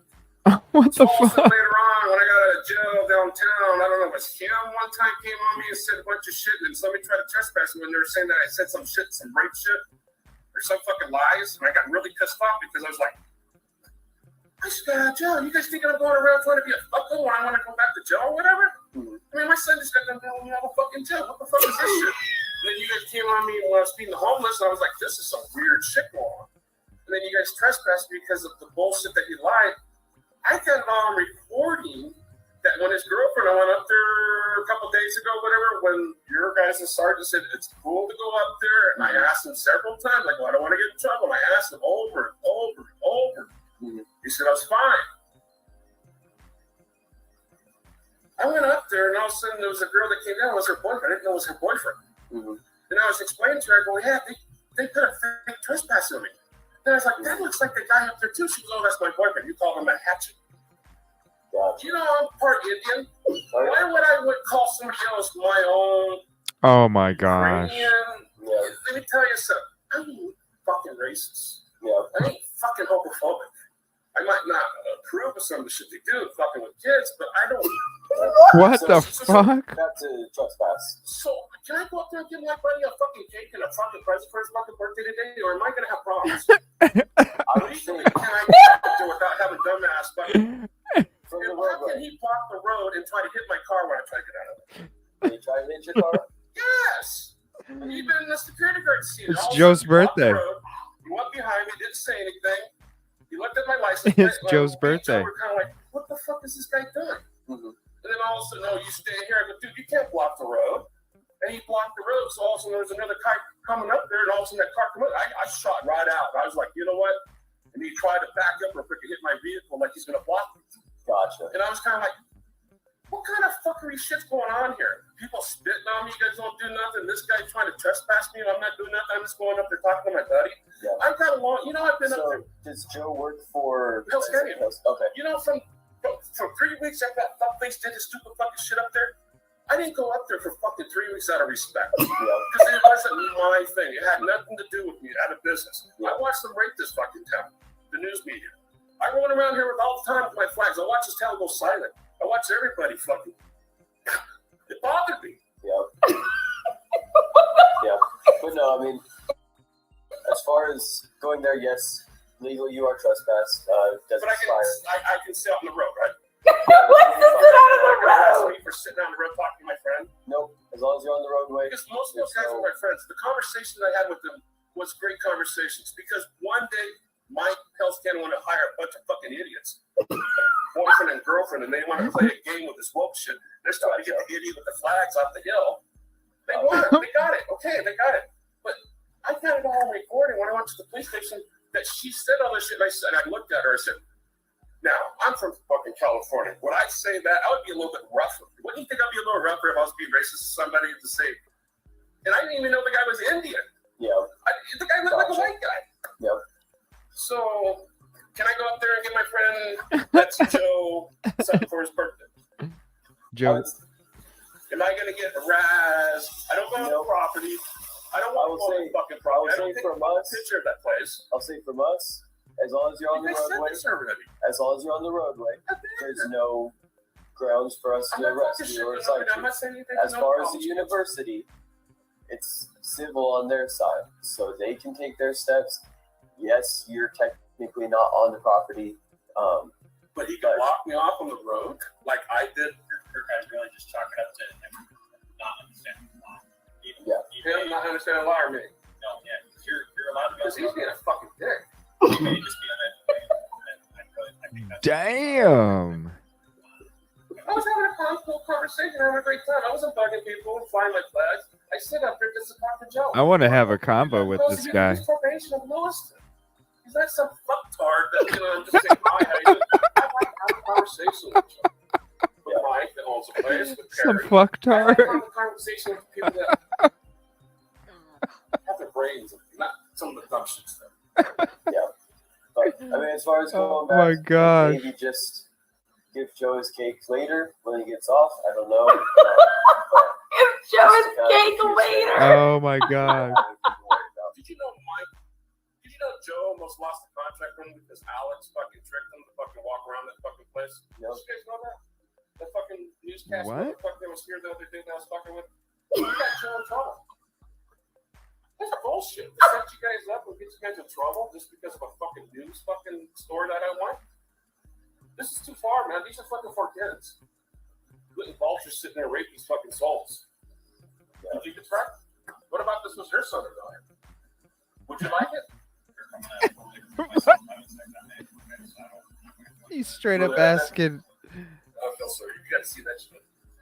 You guys, people call him a fucking whatever. So I'm good? Yep. You have any other questions? You like Joe? So far, it's pretty good. Fun, bit fun. You safe. Thank you. You as well. Have a good rest of your day. What the hell was that? Okay, so obviously we were looking for the there was kids pissing on the 1122 King Road house. Now, what are the odds that at the same time that there's this, trespassing peeing issue, that homie here, Kirk, who is well known in Moscow and Pullman to ride around with his, let's show you guys. I'll give you guys a better angle of some stuff. He has a white Lexus SUV.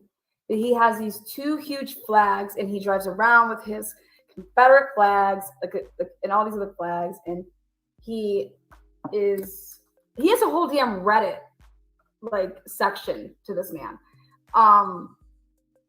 Yes, with flags attached to his vehicle. Okay, and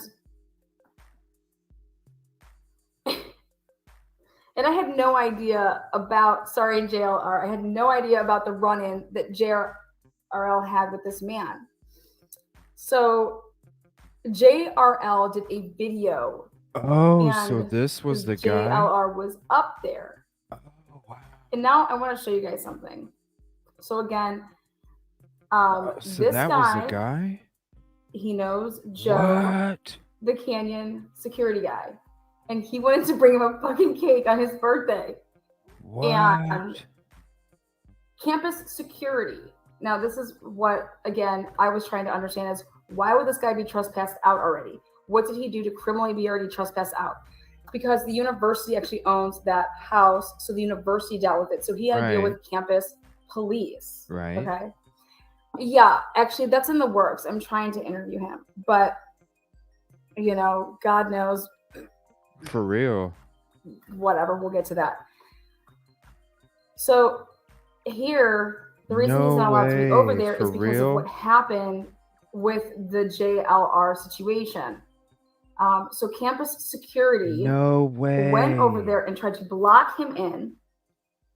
They're the ones that reported. Then Kirk swerves away, gets away, and decides to come to the courthouse because he wants to know what the hell is going on and why these people are out to get him. All right. Wow. Well, I'm watching No this and I'm just like, way. oh my God, like, I what's was going on? This wondering is why we were not what I watching wanted. this. Like, I want to know about the peeing incident on I was wondering why we were watching this one. I was like, oh, it's a blooper, funny body cam. Holy shit. the house. And this is what we came across. And then we come across the intruder in Kappa Kappa Gamma. And I'm just like, these are all within like days, like 8/23. Then the sorority stuff was 8/26. And this is this year. This is just a couple days ago. And She is a legend. You guys heard it there at the end.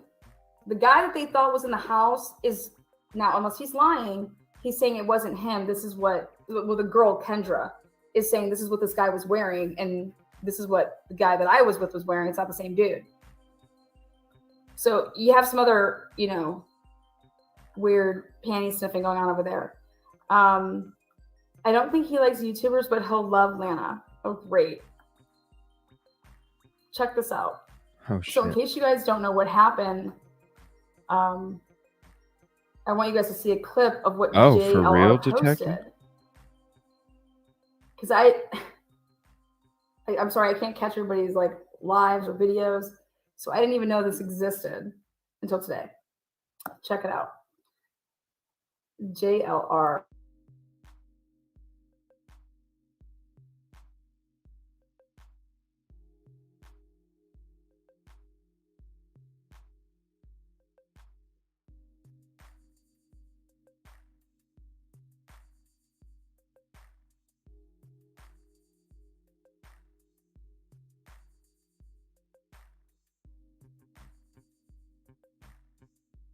Is it gonna...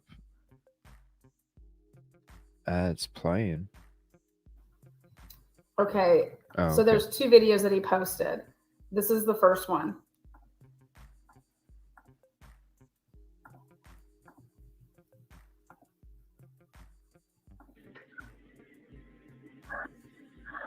Ha ha ha, piece of shit. What? Fuck you, dick. Oh, This damn. is not you. Piece of shit. Oh my God. You think you can just go around threatening people? Fuck you, fat boy. Oh my God. Where did Dang. he come across? Ha ha ha. Now your truck gets towed. Ha ha ha. Whoa, look at all What those is going flags. on? Look at all those Okay, flags. back up. Ha ha ha. Look at all those Who flags. is this? Shut up and quit fucking cussing, piece of shit. Get in the car and shut your mouth. Wait a second. Who is this Not what I talking? wanted to show. Who is this? That's so great. I totally love it. Does this look like they're in like And I hope this car got towed too. Oh, I'm sure he's well known in that area. Okay. I apologize. I'm Hold sure on. he's well known. It's not what I'm supposed to be playing. Hold on. Jesus. Oh my God, that was not what I was supposed to be playing. Hold on one second.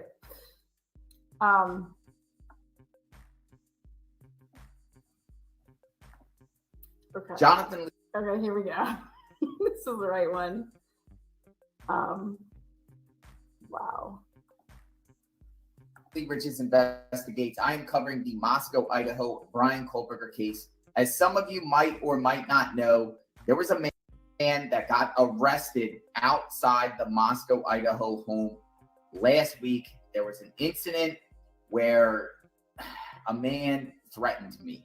A man threatened me outside the home. I was in the area working on a documentary covering the case. It was after I met the Gonzalez family, and I want to share what this man did, and then we will further discuss.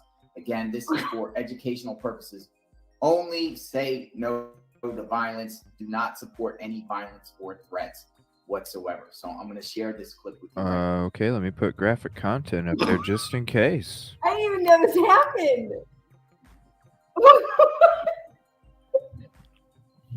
He probably was going to see Joe. What the hell? Like, how do you wash your car? How do you... He blocked the road. What? He blocked the road? How's it going? How's it going? I see your fucking face here again. I'm gonna fuck you up. What? I'm gonna give you a fucking fair warning. I don't like your fucking YouTube. You're making this fucking place look like a fucking clown. I'm gonna give you a fucking fair warning. Maybe you should call the cops and let them know about me, because I'm gonna give you one fucking fair warning. If you don't think I'm fucking true, I'll drag you on the car right now. Leave this fucking place and don't come back. You understand? I'll pull away so you can get the fuck out of here. Oh, what? I see you in fucking town today. Anyway, I'm gonna fucking get you. Oh, shit. Have a fucking good day, motherfucker. Look at all them flags. I guess those are just American flags. You got his plates.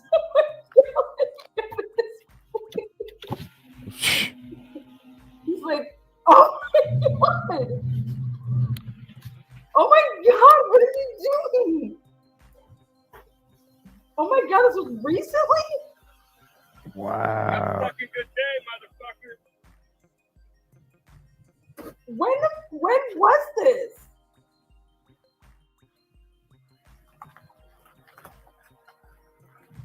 You think I'm really fucking playing with you, huh? You think I'm fucking playing with you, huh? What is going on? You think I'm fucking playing with you, huh, motherfucker? Oh, What the... oh my god. I never saw this. Told me I'm gonna come for you. I never saw this. Dude, you have no respect for this fucking place. You're just a piece of shit YouTube motherfucker. Get the fuck out of here. How long do you think you're gonna last right now? I'm gonna make history over your fucking face, and when I do, I'm gonna smash you really fucking bad. Get the fuck out of here.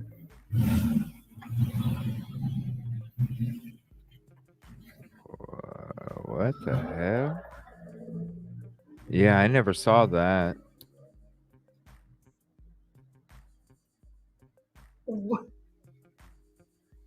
So that man has been identified as Kirk Adams. That's the pulled out his same card guy. by Me. Wow. Didn't want me in the area. I don't know why, and came up and made serious threats towards me. And you know, I'm not just stayed laughing. quiet the entire time. And also, yeah, recording it, but also not responding as well, because by not responding, you know, you save yourself in a lot of legal trouble as well. As soon as I left It's the not scene, funny. I don't think it's I did the funny. responsible thing, and I called 911 to report this guy. I'm over here in because he said shock. he was I didn't going even know this to happened. Especially since you're on me recording You know it. what? Bye. anywhere in Moscow, not just there. So 911 got called, and officers arrived on the scene. I shared the video with the officers, and this is what happened. Oh my god. You can't make this up. Oh.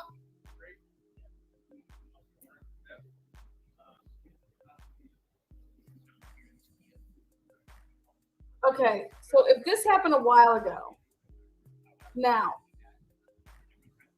then my question is,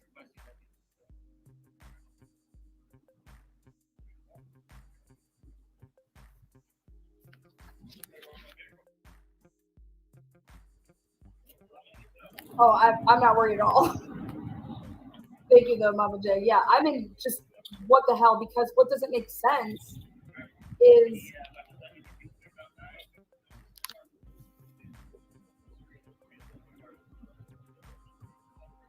he wasn't. This has nothing to do with trespassing.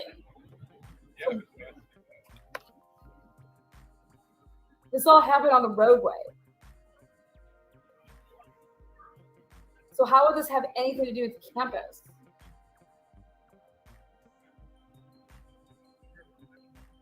Yeah, of course. I mean, this is insanity. Okay, so, Lord.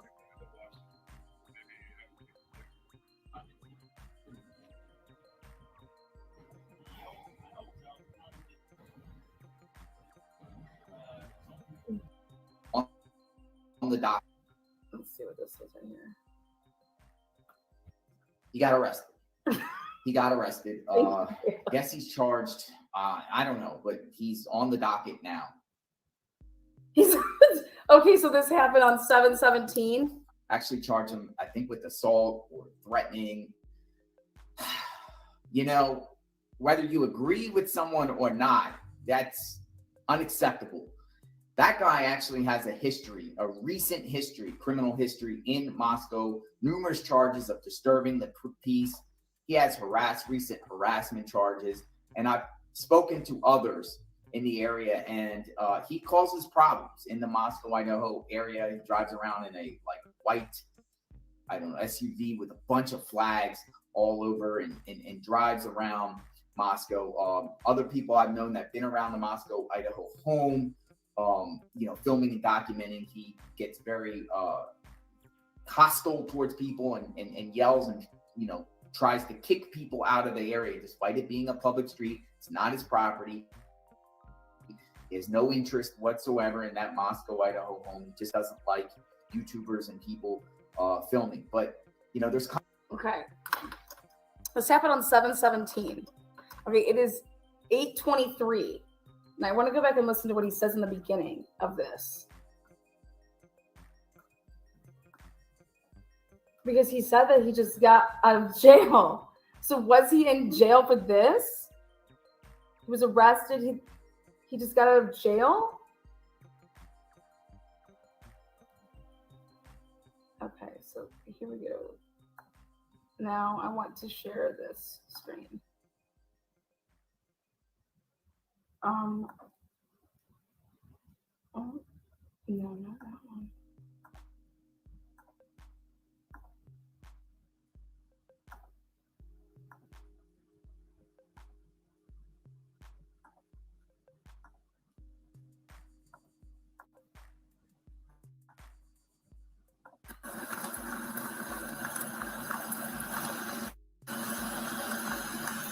Hey, Kurt.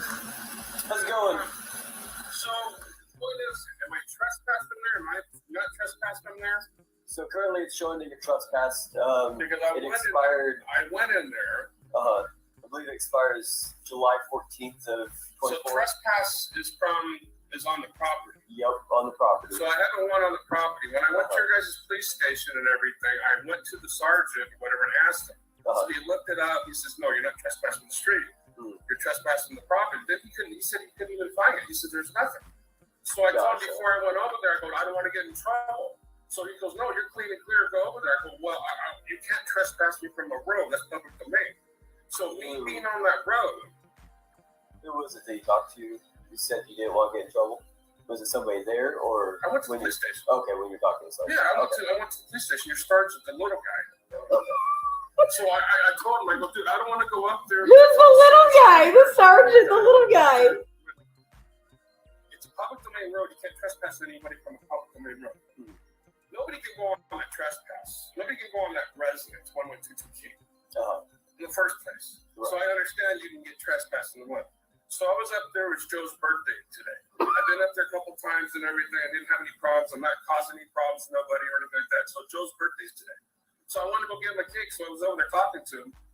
So I was going to go get him a cake. And then all of a sudden the guy at the college blocks off the road and starts acting like an asshole. And then he goes, "Oh, you wait here," and everything. So I came up the road and I just bailed out there. It's like, you know what? I'm not playing this fucking game. So what is it?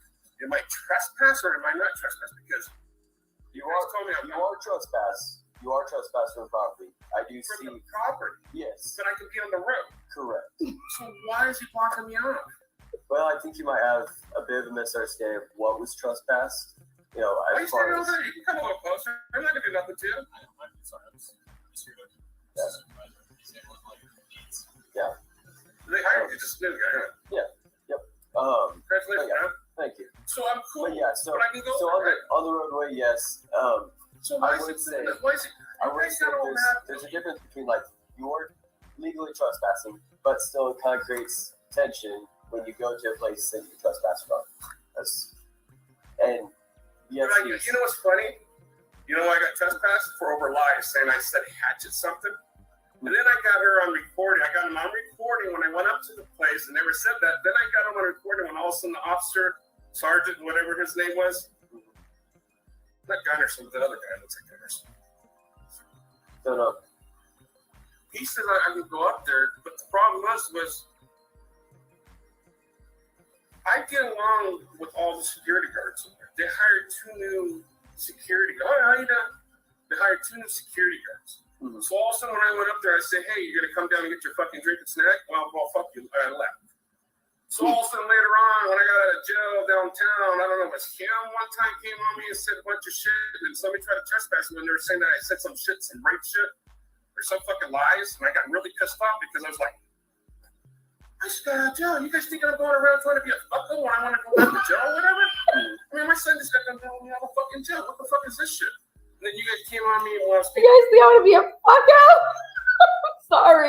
I'm sorry, okay, so back up. This has nothing to do with the JLR stuff right now. He's not talking about that. He's talking about something else. the homeless, I was like, Because JLR doesn't have a girlfriend this is some weird shit going on. that was with him. And then you guys trespassed me because of the bullshit that he lied.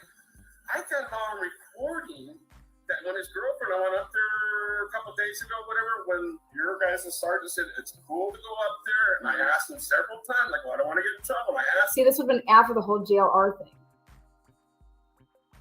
him over and over and over. He said I was fine. I went up there, and all of a sudden there was a girl that came down. It was her boyfriend. I didn't know it was her boyfriend. And I was explaining to her, I go, yeah, they put a fake trespass on me. Then I was like, that looks like the guy up there too. She goes, oh, that's my boyfriend. You call him a hatchet. You know, I'm part Indian. Why would I call somebody else my own Ukrainian? Yeah. Let me tell you something. I ain't fucking racist. Yeah. I ain't fucking homophobic. I might not approve of some of the shit they do fucking with kids, but I don't. Yeah. So He is saying that gay people fuck with kids? Is that what he's talking about now? I don't even know. Wow. Oh my god. Yes, Bullhorn Betty. He means Bullhorn Betty was. What is going on? I don't even know what to say, man. I guess what I can say is that Moscow, you have some characters, okay? And just like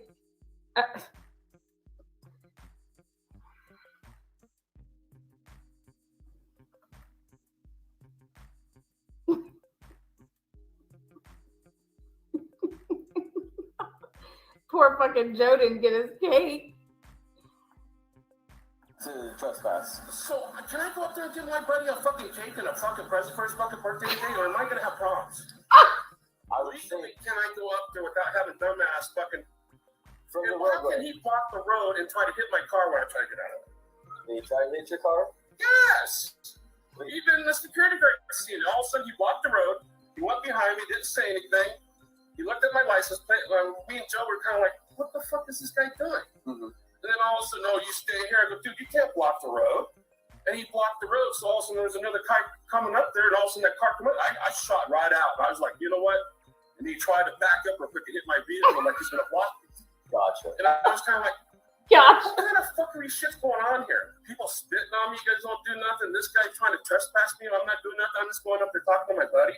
Yeah. I got along. You know, I've been up there. Does Joe work for Hills Canyon? Okay. You know, from For 3 weeks after that fuckface did his stupid fucking shit up there, What? I didn't go up there for fucking 3 weeks out of respect. Yeah. Because it wasn't my thing. It had nothing to do with me. It had a business. I watched them rape this fucking town, the news media. I run around here with all the time with my flags. I watch this town go silent. I watch everybody fucking. It bothered me. Yeah. Yeah. But no, I mean, as far as going there, yes, legally you are trespassed. Does But expire. I can sit out on the road, right? I can sit out on the road. You're not going to arrest me for sitting there talking to my friend. Who wants to do that? Because most of these guys are my friends. The conversation I had with them was great conversations. Because one day, my health can want to hire a bunch of fucking idiots, boyfriend and girlfriend, and they want to play a game with this woke shit. They're trying to get the idiot with the flags off the hill. They won. They got it. Okay, they got it. But I got it all recorded when I went to the police station that she said all this shit. And I looked at her. I said, "Now I'm from fucking California. Would I say that? I would be a little bit rougher. Wouldn't you think I'd be a little rougher to somebody to say?" And I didn't even know the guy was Indian. Yeah. The guy looked like a white guy. Yeah. So can I go up there and get? I'd be a little rougher. Something for his birthday? I would. Am I gonna get? Can I go get my friend the cake? Property. I don't know. What is everybody talking about Cali in this town? I'm from Cali. You think I'd be a little rougher? But say, Fucking I'll problem. I say don't take from a us. picture of that place. I'll say from us.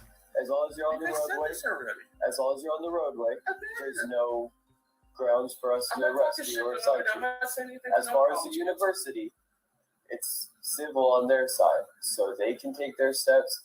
Yes, you're technically not on the property. Narcissism. Wow. But he can lock me off of. So then it all made sense to me. And the moral of the story I'm is ready this, for some damn okay? cake. Trespassing. The school owns the property. Okay.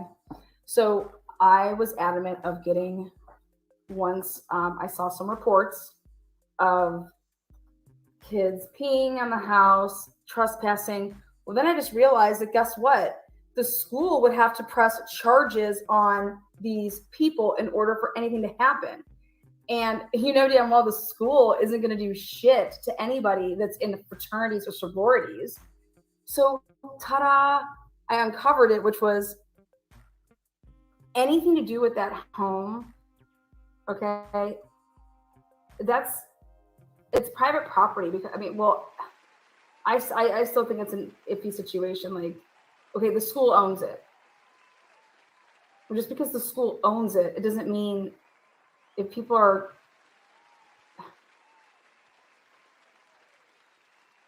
wouldn't the school then have to be and decide that, hey, we want to prosecute, we want you to we don't care, they can piss on the house, you know.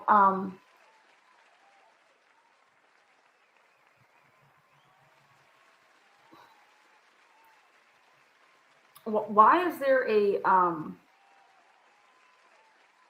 there a security guard? So who's paying the security guard? Is the school paying the security guard?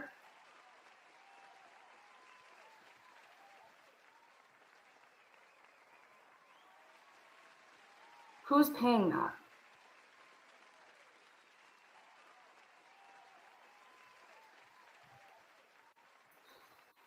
Because I went back to look at the report to see who called in the complaint. And it was called in by, let me see. Hold on.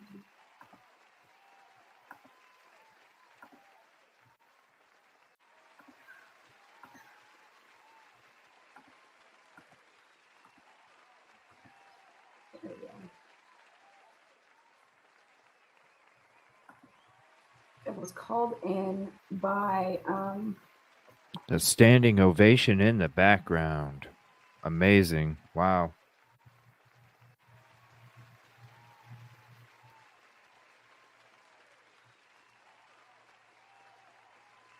it was called in by UI Security. That's who called in the complaint. UI Security called in the complaint about this dude.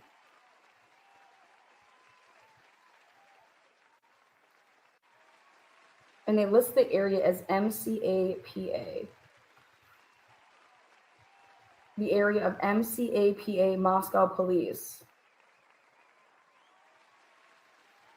And it was called in by UI Security at 861 Perimeter Drive. And they said that they were observed trespassing.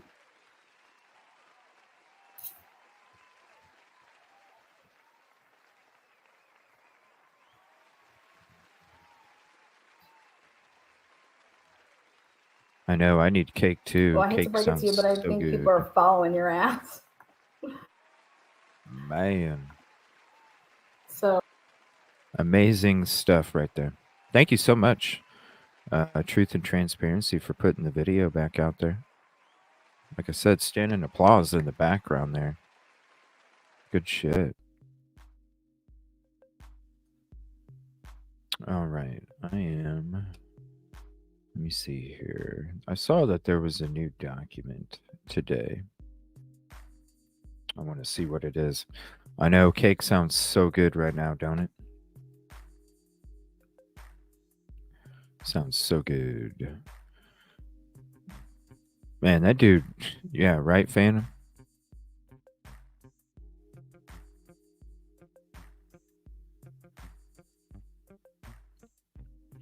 Then we're going to get into something else. Neek's Peaks video. Thank you, Kelly. Thank you all for hanging out tonight. Whoops, I went too far, didn't I? ABC Lewiston Tribune.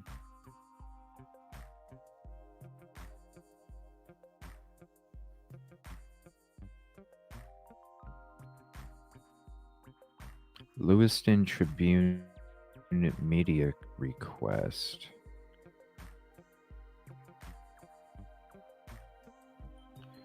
Wow, look at that handwriting.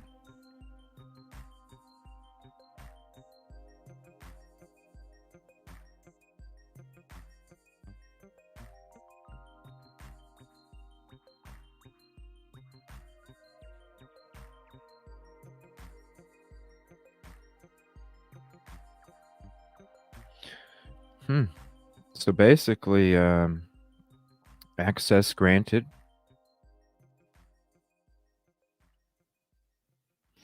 So, Lewiston Tribune Media put in a request to obtain approval to video audio. So Court TV is asked out, huh? I have read Rule 45 of the Idaho Court Administrative Rules permitting cameras in the courtroom and will comply in all respects with the provisions of that rule, and will also make certain that all other persons from my organization participating in video or audio recording or broadcasting or photography, commas, of the court proceedings have read Rule 45 of the Idaho Court Administrative Rules and will comply in all respects with the provisions of that rule. August Frank. The signature is the printed name. What? I thought the signature was supposed to... Huh.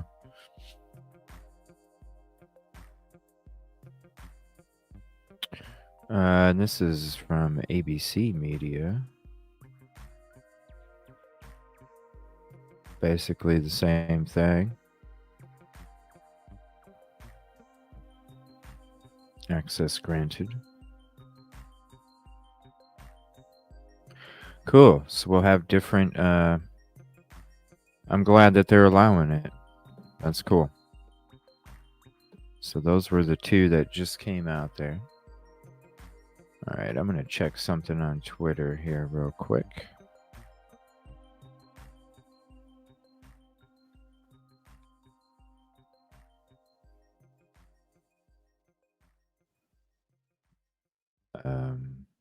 Okay, don't know what you're talking about, Nicole.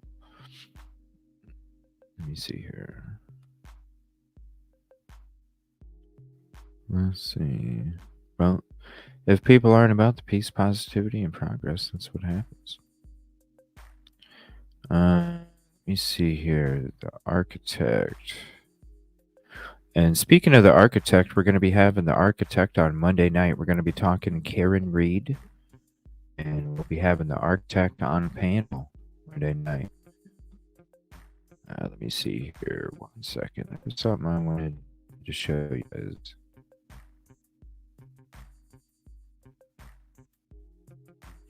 Now, this is also, we'll be getting into this. It's from Innocent Until.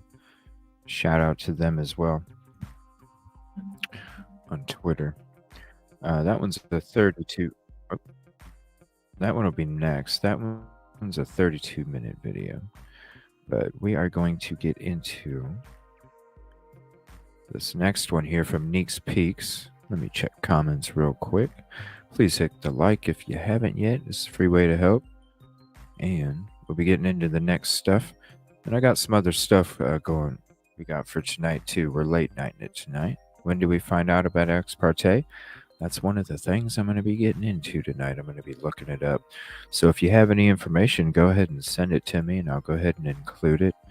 You can send the info to Discord, Gmail, or Twitter. Let me see here. So this is Neek's Peaks.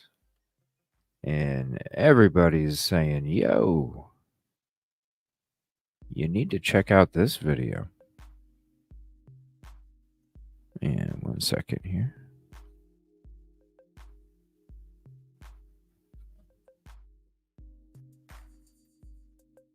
So you can go ahead and send it there.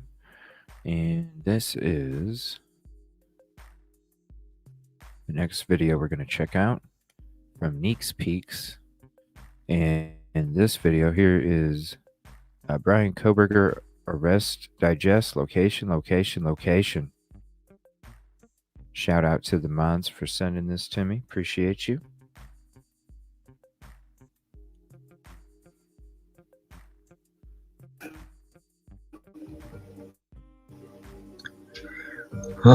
No, we haven't got down. After a multi-state investigation, they're accused of distributing large amounts of methamphetamine and fentanyl throughout southwestern Idaho and eastern Oregon.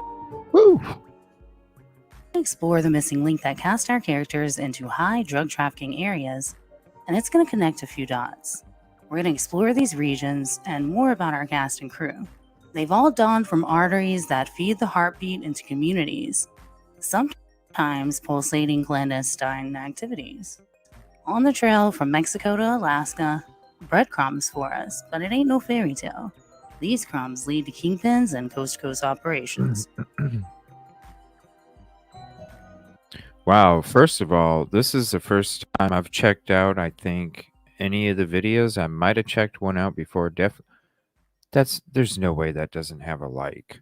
How? That's not possible. I've never really checked out their channel, I don't think. But damn, we're only 50 seconds in, and I'm like, damn, that's a great edit.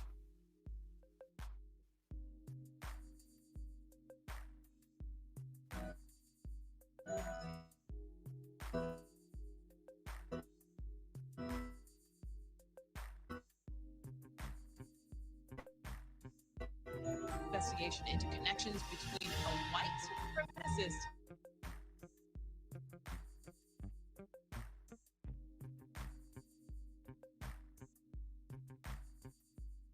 A bust, a blitz of arrests began over a week ago.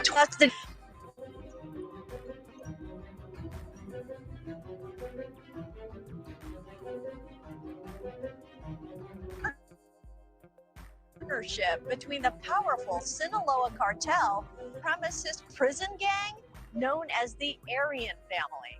The haul included nearly 2 million doses of fentanyl, enough to kill everyone in Seattle and Tacoma, along with 500,000 more.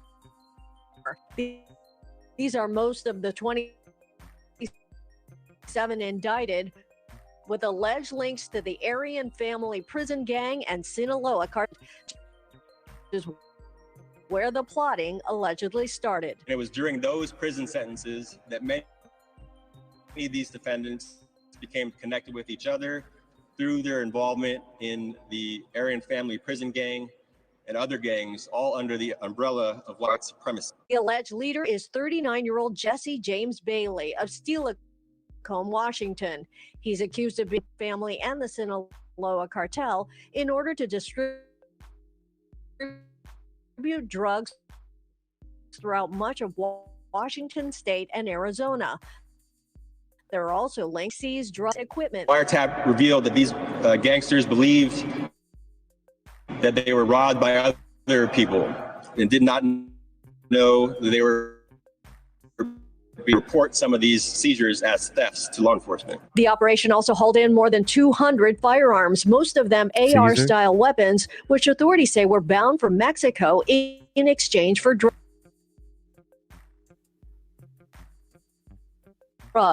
Greed and power are apparently driving. Hold on one second.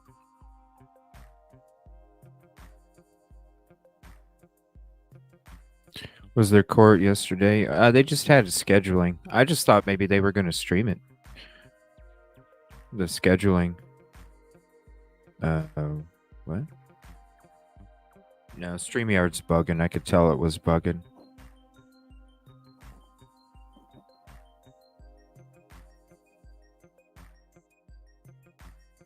Just waiting for StreamYard. No, it's StreamYard. I noticed StreamYard was bugging.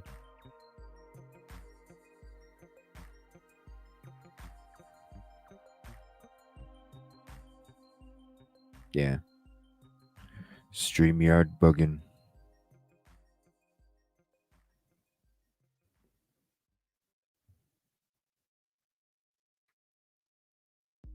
Oh, I just paused it. I just paused it.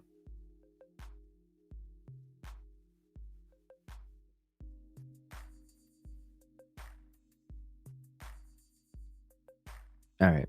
And I think it's the processor too. I just think that with all the stuff that I've added to the show and all the stuff that I've kind of collected over this whole period of time, I think the memory is maxed, the processor's maxed. It's, I've already, when I woke up this morning, when I got some breakfast this morning, I kind of took a look around and stuff in some of the stores, just kind of getting an idea of what to shoot for. So I think it has a lot to do with the processor and StreamYard being buggy at the same time, and then the processing isn't as good, so therefore it affects StreamYard more, kind of thing. It's like a combo kind of shit. So trust me, I already started looking this morning just to try and get an idea. More collaboration between white supremacists and cartels. These criminal relationships are ruthless, calculating, and they do not care who they harm.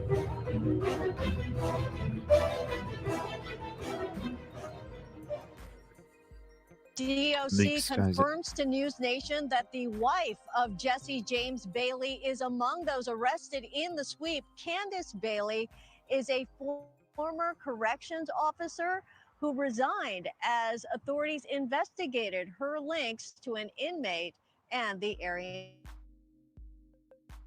family. In 2022, the Oregon-Idaho High Drug Trafficking Area Enforcement Initiative's assessment claims that they surpassed any other year in output and outcomes. They claim to have disrupted and dismantled a total of 80 drug trafficking organizations, otherwise known as DTOs. A money laundering organization is known as an MLO. They claim they also disrupted and dismantled many MLOs, exceeding their projected target by 110%. Over 423,000 kilograms of illicit drugs, including substances as methamphetamine, fentanyl, heroin, and cocaine.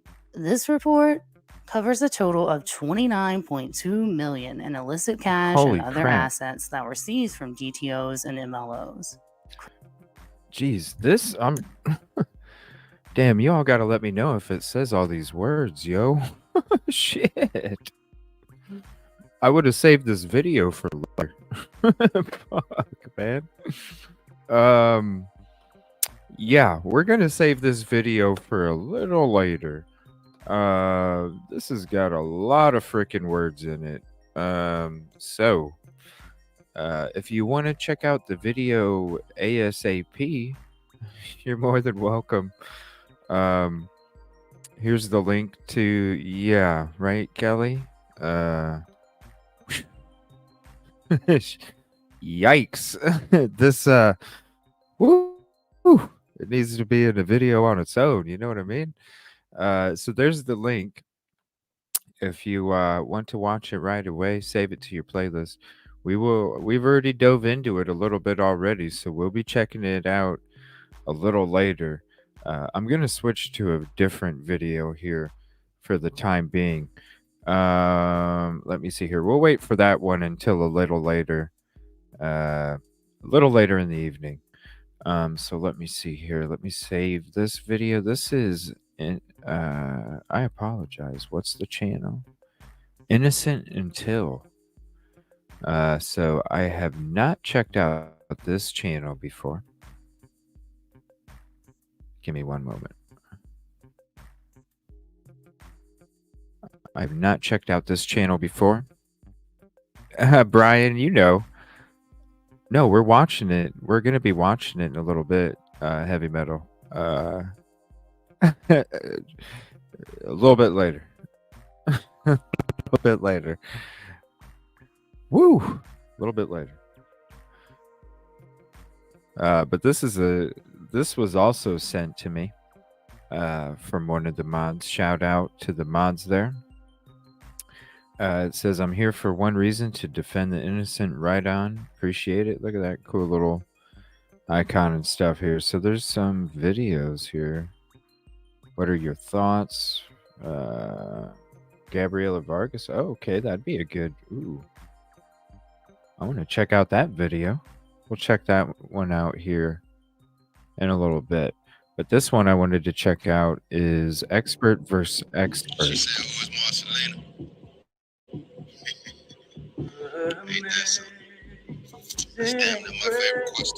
We listen to y'all over and over, tell us how much better y'all are than us. Y'all already brought out the hot sauce. Innocent Until.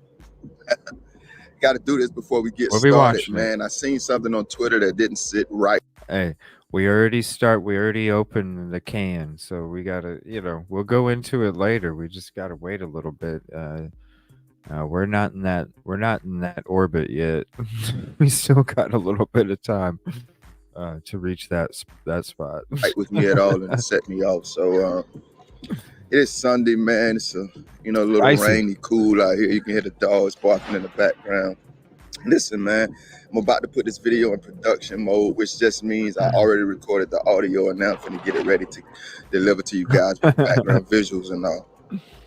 If you're here waiting for me to say something that you disagree with, you know what I mean, you're all right. This is where it came from, was Twitter. So I will go ahead and I'll throw out that link. All right, excited to support me and see my content and hear my content, but you're just waiting for me to say something you disagree with so you can unfollow, unsub, unlike, all of that stuff. Listen to my videos, man. I rarely say like, share, subscribe, those things that usual content creators say, because I'm an organic person. Don't insult me and don't waste your time, man. I'm never going to just say things because I want people to agree with me or because I want my followers to go up. You can go ahead and unsubscribe, man. Right? It's not my personality, man. I will have opinions that you disagree with. You will have opinions that I disagree with, and that's okay. I've said this time and time again. Right. My channel, my content, my platform is not an amen corner. We're all humans. We all have our own individual thoughts, and that should be encouraged. So once again, 150. if you're here just waiting until I say something that you disagree with, then I suggest you go ahead and leave now, because I promise you I will, and I promise you, unless I'm absolutely wrong and you can show me that, I won't be apologetic about it at all. Damn straight. Innocent Until. Life is funny, man. I like this guy just already. Made a video, and part of what I was saying in that video is there is no new developments in the Right, case. So Yoli? a lot of things Right, Yoli? and a lot of people are being redundant. We still got 30 me minutes. included, you know what I mean? I never like to sound We like I'm still got talking 30 down minutes. to anyone. That's, kind of one of my air quotes phobias, man. I like to stay humble and grounded, even when Exactly, and I'm the same. And if you ever see me act different, it's for a fucking reason. I'm being arrogant. But anyway, I said I that like in the this video, guy. and then we I like get, this this guy new already. information from Brian's count. We're So, about the same let's just shit. get to the grits and bananas, man. I ain't even gonna make We're a about big the deal same out of it. shit. We're gonna read it. Thank you I'm for glad saying that, this shit we as have well. this I'm not the information. I'm fucking glad only that I can one. read it from online, because I like to have something to springboard off of. A lot of times I make videos, Shout man, and you out. guys I don't like even this get them channel already. because I wasn't able to make them when I had the original thought. So I come back later and try to build on that thought, and my mind just doesn't work like that. I gotta go, man, when I'm going. So let's just get to it. I'm reading this from the I like Daily this guy. Mail. I'm not gonna promise you I'm reading all of it, so I'll probably try to put the link in the bio if you're interested, if you don't already have this information yourself. I'm gonna read it and give you my thoughts on it. I've already read a little bit of it. I already have some thoughts that I want to share about it. You know what I mean? Brian Kohlberger update: genealogist hired by defense cast doubt on the reliability of genetic genealogy in Idaho murders investigation. Again, reading this from the Daily Mail. Germania Rodriguez Polio released this on at 3:18 on August the 10th, which was today. You know what I mean? I was looking for this information last night because shout out to you guys. I love being able to say this. Somebody told me this yesterday in my YouTube comments, man. Hey man, and Taylor is back at it again. That's one thing about being a creator. I'll say this even as a small creator. You get information, man. People send it to you. So I knew about this yesterday. I went like looking for it. I crazy. couldn't see it. And that's what we get information like you wouldn't freaking believe, but it's a lot of stuff we have to go through that honestly it's a lot of wasted time when you get down to it all. But there's some stuff that's interesting, but it's the you got to have the proof. You know what I mean? There's shit can exist. You just need the proof. You can't be saying shit without having that. And I actually tweeted tonight, hey man, can somebody could shout out Misty. Who's to say that the substances, who knows? Somebody But said it in the comment section, and then Misty came. You know what I mean? Their families are watching this. Their families are watching this. You don't just bring this stuff up if it ain't even, that's where I'm coming from. I'm not saying the shit it can't exist. We live in a fucking real world. Shit happens all over the place. But to have these families, that's why I wasn't even going to play that damn video with all that crazy shit on it or even promote it or tell you where to go look. Because if the family member, if I came across it and I was like, that's not good. You think I'm going to fucking let come on.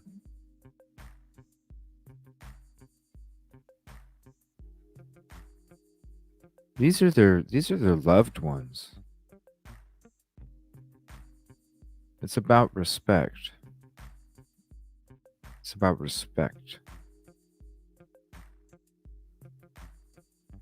And if there's proof, there's proof. Because you have to respect the truth as well. It's all about respect no matter what. That's why I don't talk about certain things or, you know what I mean? Or say certain words when I'm talking about this stuff. It's about respect. Came back and said it again in the comment section today. And then so I just went to Twitter and I was like, hey man, I haven't seen the information. Can somebody link me, tag me in the tweet or something? And literally when I sent that and scrolled down Twitter a little bit, I'm sorry, Elon X, like 2 tweets under it. Yeah, what do you responsible. call it? So X the or first Twitter? thing I want to Twitter say X, about X, that, guys, Twitter? I'll read it real quick again, and I want to give you guys some obvious information. I like Brian Kohlberger update: genealogists hired by defense cast doubt on the reliability of genetic genealogy in Idaho murders investigation. Please don't run with this and act like this means, I want to say this correctly, that this totally demolishes the genealogy reliability. And Kohlberger, man, I stay calling that woman Ann Kohlberger. I know she is Sagittarius. And her team, Brian's defense counsel, hired somebody to say that what the prosecution is saying is bullshit. If you are surprised or shocked by that at all, or think that just means what the prosecution is saying is BS, then I respectfully submit to you that you may be as bad as the Bridenators. What do you expect?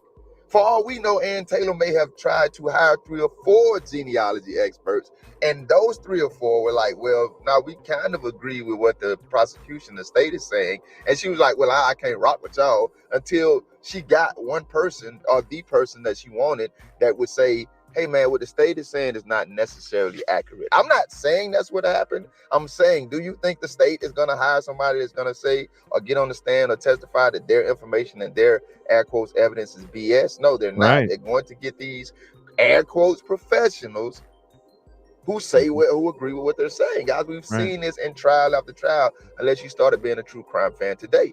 A lot of people say this is the only case they're following. So maybe I'm speaking to you guys, because you guys who have been true crime fans for an extended period of time, you know damn well the state and the prosecution are going to present experts, air quotes there, that agree with their side of the story, and they're going to disagree with the other side's presentation. This means nothing except As always. they're doing their job.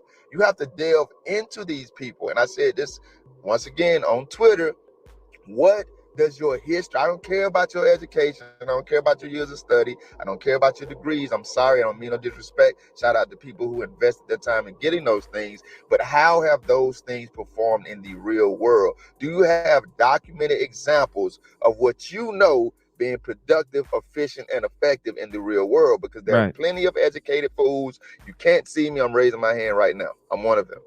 Education doesn't necessarily mean you're right. So to wrap that little segment up, this video may be a little longer than the usual. I'm telling you that right now. Somebody being an expert and having degrees and saying something doesn't mean they're right. I'm sorry. I know this right here just, not ruffles the feathers, but it excites those of us who want to believe that Brian is innocent for whatever reason. But it doesn't mean that what the prosecution said is wrong. It's just Oh, Brian, trust me. If you've seen my Sigma Chi members only, I'm going to be doing it the same format with the Kappa Kappa. That'll be a members only coming up in the future. No doubt. Taylor getting people to verify what she's saying. And I'm not saying they're lying, and I'm not saying she's lying. I'm just trying to say she got people to back up what she's saying. We expect that. Had to get that out there. Had to get that out there, guys. Let's read the article a little bit. Not promising to read all of it. Shout out Dr. Leah Larkin. She's arguing that genetic genealogy is not perfect science. No science is perfect science. Shout out to the meme that says scientists agree, 100% of scientists agree with whoever's paying them the most. I told y'all how I feel about science. If you want a breakdown on that, you're going to have to go and look at the other video and find it, because I can't even remember which video I said it in. I don't believe in science, guys. Science is just at best, and I'm saying at best because there's some horrible science out there, but at best, science is just the experts' best analogy and conclusion of what's going on right now. That's what science is. Doesn't mean it's facts, because we've seen air quotes factual science change so many times over the years. This is science, and they would say that means it's facts. They equate science with facts. And the other video that y'all are definitely going to get, Lord willing, I'm asking, do you know the definition of facts? A lot of people think science is facts. If science was facts, it wouldn't evolve and revolve all the damn time. It does. I'm trying to tell you that. Maybe not all science, but a lot of science evolves and revolves. So something that they were telling you was a scientific fact 10 years ago, they would now come back and tell you, hey man, we got another scientific fact that absolutely disagrees with that. So for her to say genetic genealogy is not perfect science, that should be as clear to anybody that's an adult and has a mental capacity that's not skewed by trouble. You know what I mean? You ain't got no mental problems. That should already have been as clear to you as 1 + 1 = 2. Investigators use genetic genealogy to build a case against Kohlberger. I don't know, man. It's going to be hard for me to read this, man, because they're starting off saying things that, like, it sounds like it takes an expert to say, but maybe this is one of those moments when I'm being arrogant and I don't want to or mean to. None of this stuff is rockets. I have never done any genetic genealogy testing, schooling, nothing in my life. I've said these things in videos. You don't got to believe me. The videos are already on the YouTube channel. They up. I can't go back and re-edit them. I've already said these things. None of this stuff is exact. None of this stuff is facts. Facts are facts. Facts don't change. I don't care how much time goes by. I don't care what scientist examines them. They already saying stuff that like, and I'm probably the least smart person involved in this case and watching. And I've already said these things. So professional expert scientists saying them, it's a little irritating to me. I'm gonna be honest with you. I'm expecting you to tell me something that wouldn't occur to me. I'm a little content creator. You're a professional science, not just professional. You have a specialized area of science. I'm expecting you to say some things that won't occur to me. And no knock to this lady, no knock to the prosecution professionals and experts. I'm just being honest with you guys right now. And we ain't even got to the article yet. We just on the little highlights that the Daily Mail put at the top of the page. Here's the. I just while I'm sitting here listening to this is great. I saw as I'm doing prep in the background as I'm listening to this. I see a community post that pops up, and I just reached out and I just wanted to shout out this channel, Innocent Until. I just was reaching out there for a second, so I had to. I'm sitting here. I'm like, wow, this is good stuff. We're about the same. I mean, this dude's questioning. It's respectful. I had to reach out. I had to. I do that from time to time when I come across a new content creator and their video has that much of an impact. I instantly reach out and thank them for their hard work and efforts. So I had to reach out. Defense has focused on scrutinizing the Appreciate you, process Innocent. used by investigators to collect evidence and build a DNA profile to match him. Now, what they're about to tell us, guys, I'm just gonna go ahead and jump out in the water and guess. It's what I've already said. And Taylor has professionals, and Taylor has experts that are going to say the exact opposite of what the state's professionals and experts are saying. Good If that stuff. surprises you, I'm a little bit disappointed in you. If you think that makes them right because they're saying the exact opposite of what the state's experts are saying, I'm a little disappointed in you. What difference is there in you and the Bryanators? They're believing what's coming out of the state side, the prosecution side, just because it's coming out of the prosecution side and it fits what they want to believe. If you're not examining every aspect of this case, including the defenses, with perfect scrutiny against everything else you know about this case, I'm a little disappointed in you. We're here for justice, right? We're not here for one side of the argument. We're not here to support what we've already made up our minds to believe, right? If we find evidence that contradicts what we've made up our mind to believe, we're going to go with the evidence, right? Not what we've made up our minds to believe. I'm not knocking. I think a lot of this is going to come out in the other video that y'all are going to get. I'm not knocking the defense here. When I say I'm not convinced Brian is innocent, I'm not saying I think he's guilty. I'm saying exactly what the hell I said, not how you interpret that in your mind. I'm a very articulate person. What I mean begins and ends with what I've said. I don't need you to take away or add anything to it or from it. That's just the bottom line. So I'm not knocking the defense here. I'm giving them the same scrutiny that I'm giving the state and the prosecution. And Taylor presenting experts that disagree with the prosecution does not mean that Ann Taylor's experts are right. We're still going to examine them the same damn way we're going to examine the prosecution's experts, the same way we examine the University of Idaho's actions and moves in this case, the same way we examine the Moscow Police's actions and moves in this case. Shout out, bro. If you ever come across this show,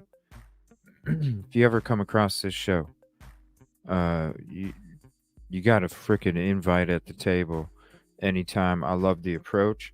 I love the respect. I love the facts. I love the the peace, positivity, and progress vibe. Totally, I would love to have this person on the show anytime and sit back and have a conversation for the night. Just about everything, man. This totally impressed. Shout out to Innocent Until, and I'd love to have you on sometime, dude. the same way Dylan and Bethany, exert whoever you want there. Good We're going stuff. to examine you. We're going to scrutinize you respectfully and carefully, like 4 people were murdered, as we should. You don't get a damn pass that we believe what you're saying just because you're on one side of the coin. Hell Right. no. We don't trust nobody until Yeah, we we're know about the what same happened here. shit. Everybody is a suspect. We're and about that everybody's same shit. actions are suspect. Now, once we examine them, which a lot of us have done in this case, that's why we are leaning more toward maybe Brian is innocent or Brian was framed, or if he was involved, he isn't the main culprit. Because we've examined the facts, not just one side of them, are the ones that agree with what we want to believe. Let's get into the article. I told you I'm not going to read all of it because I'm going to keep stopping to break down the obvious just like that. And in my mind, it is a little irritating because something 1 + 1 just equals 2 unless you have a diminished mental capacity that you can do nothing about. I don't give a damn what we're talking about. Rocket science or putting gas in your car, making a peanut butter sandwich or a 5-course meal. If you know how to do it, you know how to do it. If you know the way there, you know the way there. 1 + 1 equals 2. Peanut butter sandwich sounds real good. The lawyers for Idaho murder suspect Brian Kohlberger have put forward testimony by a genealogist that casts doubt on the reliability of genetic genealogy, which investigators used to arrest him. I need to say this too before I go further. That was quote, open quote, end quote. I need to say this before I go further. This is the Daily Mail, specifically Mrs. Germania Rodriguez. This is her interpretation of what has come out of Brian's defense counsel's account. This isn't Ann Taylor breaking this down for us. This isn't Brian breaking this down for us. This isn't one of Ann Taylor's associates, people that's helping her breaking it down. This is a journalist breaking down her interpretation and giving her interpretation of what's come out of Brian's defense counsel's count. This is what this is. These are her words, not any of the defense counsels. I'll tell you if she speaks and quotes the defense counsel. Right now, we're hearing her words. Detectives relied on genetic genealogy to build their case against the 28-year-old as they used a method to build a DNA profile from the DNA left on a knife sheath at the scene, and then matched that profile to Brian Kohlberger's dad before his arrest. I'm going to tell you what I heard when I just read that part. Charlie Brown's mom. If you don't know what that means, I'm sorry, but she sounds wah, wah, wah. Everything she says, it sounds like wah, wah, wah. It's just a bunch of white noise. It means nothing. While prosecutors claim they matched DNA from the sheath directly to Kohlberger after he was arrested, they first used genetic genealogy, and his defense has so far focused on scrutinizing the process used by investigators to collect evidence and build the DNA profile, arguing it could have been flawed or unconstitutional. In their latest attempt to request the data and methods used by investigators to match the DNA evidence to Brian Kohlberger, the defense team filed an affidavit on Wednesday by Dr. Leah Larkin, an expert on the subject from California. Define expert. Are you an expert because you went to school for a certain amount of years and got a certain degree? Or are you an expert because the knowledge that you have has been applied in real life situations and produced successful results? The latter impresses me, not the former. There are a lot of educated fools out here, and I'm not saying Mrs. Larkin is one of them by any stretch of the imagination. I just want to know, when you say expert, by whose qualifications? In her affidavit, seen by DailyMail.com, Larkin argues DNA profiles built by at-home test companies such as 23andMe and Ancestry DNA are not constructed the same way as those by specialized laboratories and are not as reliable. Then they have her picture, their pictures, and whatever. A poor quality kit might have too few matches, or it just might have phantom matches that are not real measures of relationship, the document reads.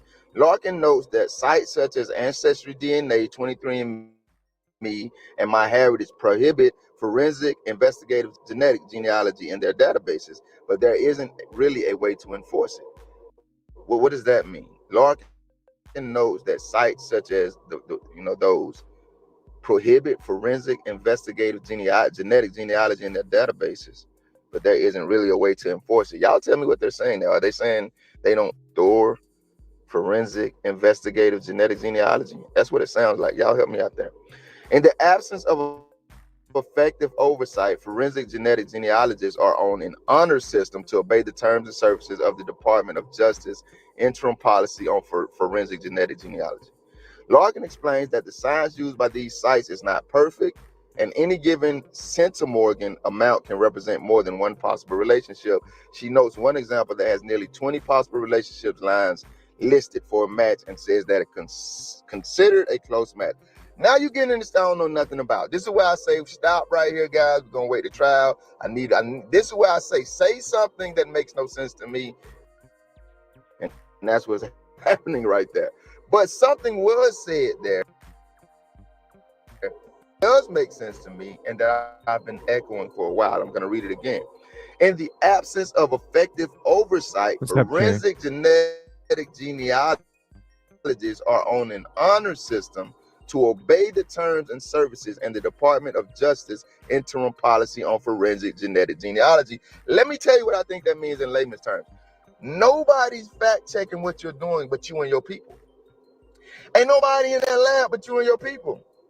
So since nobody's in that lab but you and your people, we're just going to trust you on this honor system that you are obeying the rules that we've set forth that need to be followed in these circumstances, in these predicaments when we're doing this type of work.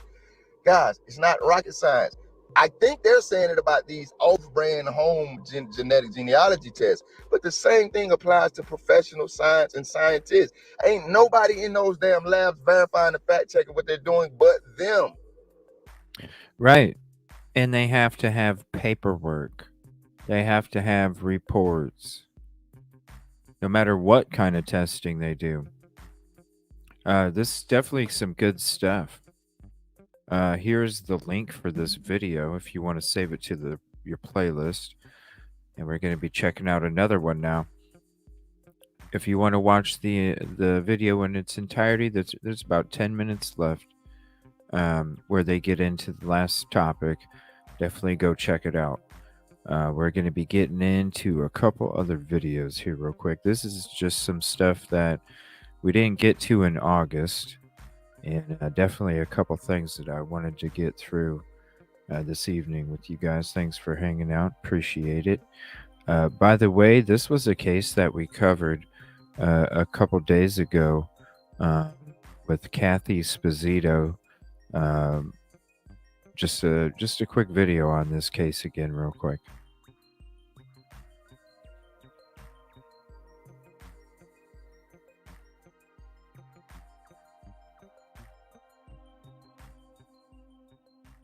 New information in a decades-old cold case. Investigators now say they know who killed Kathy Sposito, a college student in Prescott back in the 80s. But the accused killer won't be facing any charges. Here's ABC 15's Ashley Paredes. Kathy was one of a kind. She was such a giving person, such a beautiful person. I think everyone she met, you had a smile because she had that great personality. And I miss her dearly. Friends and family of Kathy Sposito waiting 36 years for the moment authorities would find her killer. That moment finally here. It means that we have closure and we know Kathy's at peace. Yavapai County Sheriff's Office holding a press conference Friday, announcing a break in a case that has haunted the Prescott community for decades. The 23-year-old college student was attacked and killed while hiking on Thumb Butte Trail on June 13th, 1987. Investigators telling us she was hit in the head with a wrench, a rock, and shot in the eye. Other hikers heard her screams, but a suspect was never found until now. Brian Scott Bennett, who was a 16-year-old high school student in Prescott at the time. She was stalked by him in the forest on that remote trail, attacked, 16-year-old, screamed for help, was beaten, shot, and stabbed. In 2015, the cold case unit began to look at other cases that might be similar to Kathy's. That's when they found victim number 2, who was attacked and sexually assaulted in April of 1990 in the same area, also on Thumb Butte Trail. It was years later when DNA evidence from both cases were compared, and there was a hit. But those weren't Bennett's only victims. He was accused of attempted sexual assault in 1990 and a violent sexual assault at knife point in 1993. That fourth victim, speaking to ABC 15, telling us she never knew there were others. I was horrified, absolutely horrified. And I believe there's more out there. So do investigators. It could be other murder victims. It could be other sexual assault victims. It could be both. Bennett committing suicide in 1994. Although his actions caused pain, he can't anymore. And today, she's free. Ashley Paredes, ABC 15, Arizona. All right. And now we're going to switch to a harsh reality video here, real quick. This is one that I didn't get to um, from a few days ago, and it has to do with the 7-minute theory. Give me 1 second. It has to do with the 7-minute theory. I don't know. I always thought it had. It seems like there's more.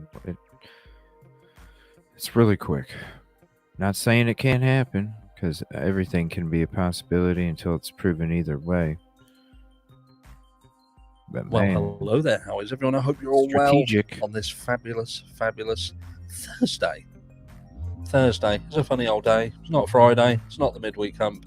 Just it's that day that's like that period between Christmas and New Year. It exists, but we don't really know why. But anyway, you're looking amazing, by the way. So we get straight into the meat and potatoes.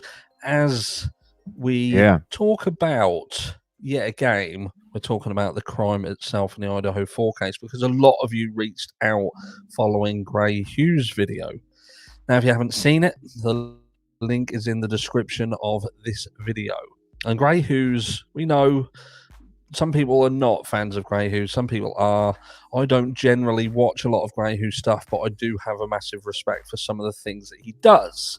And his latest video, which I would definitely say go and watch, does what he does best, and that is he has done a 3D simulation of the crime. Very good. And tried to explain that this crime could have taken place in a period of 7 minutes. That's what he says. Is 7 minutes long enough?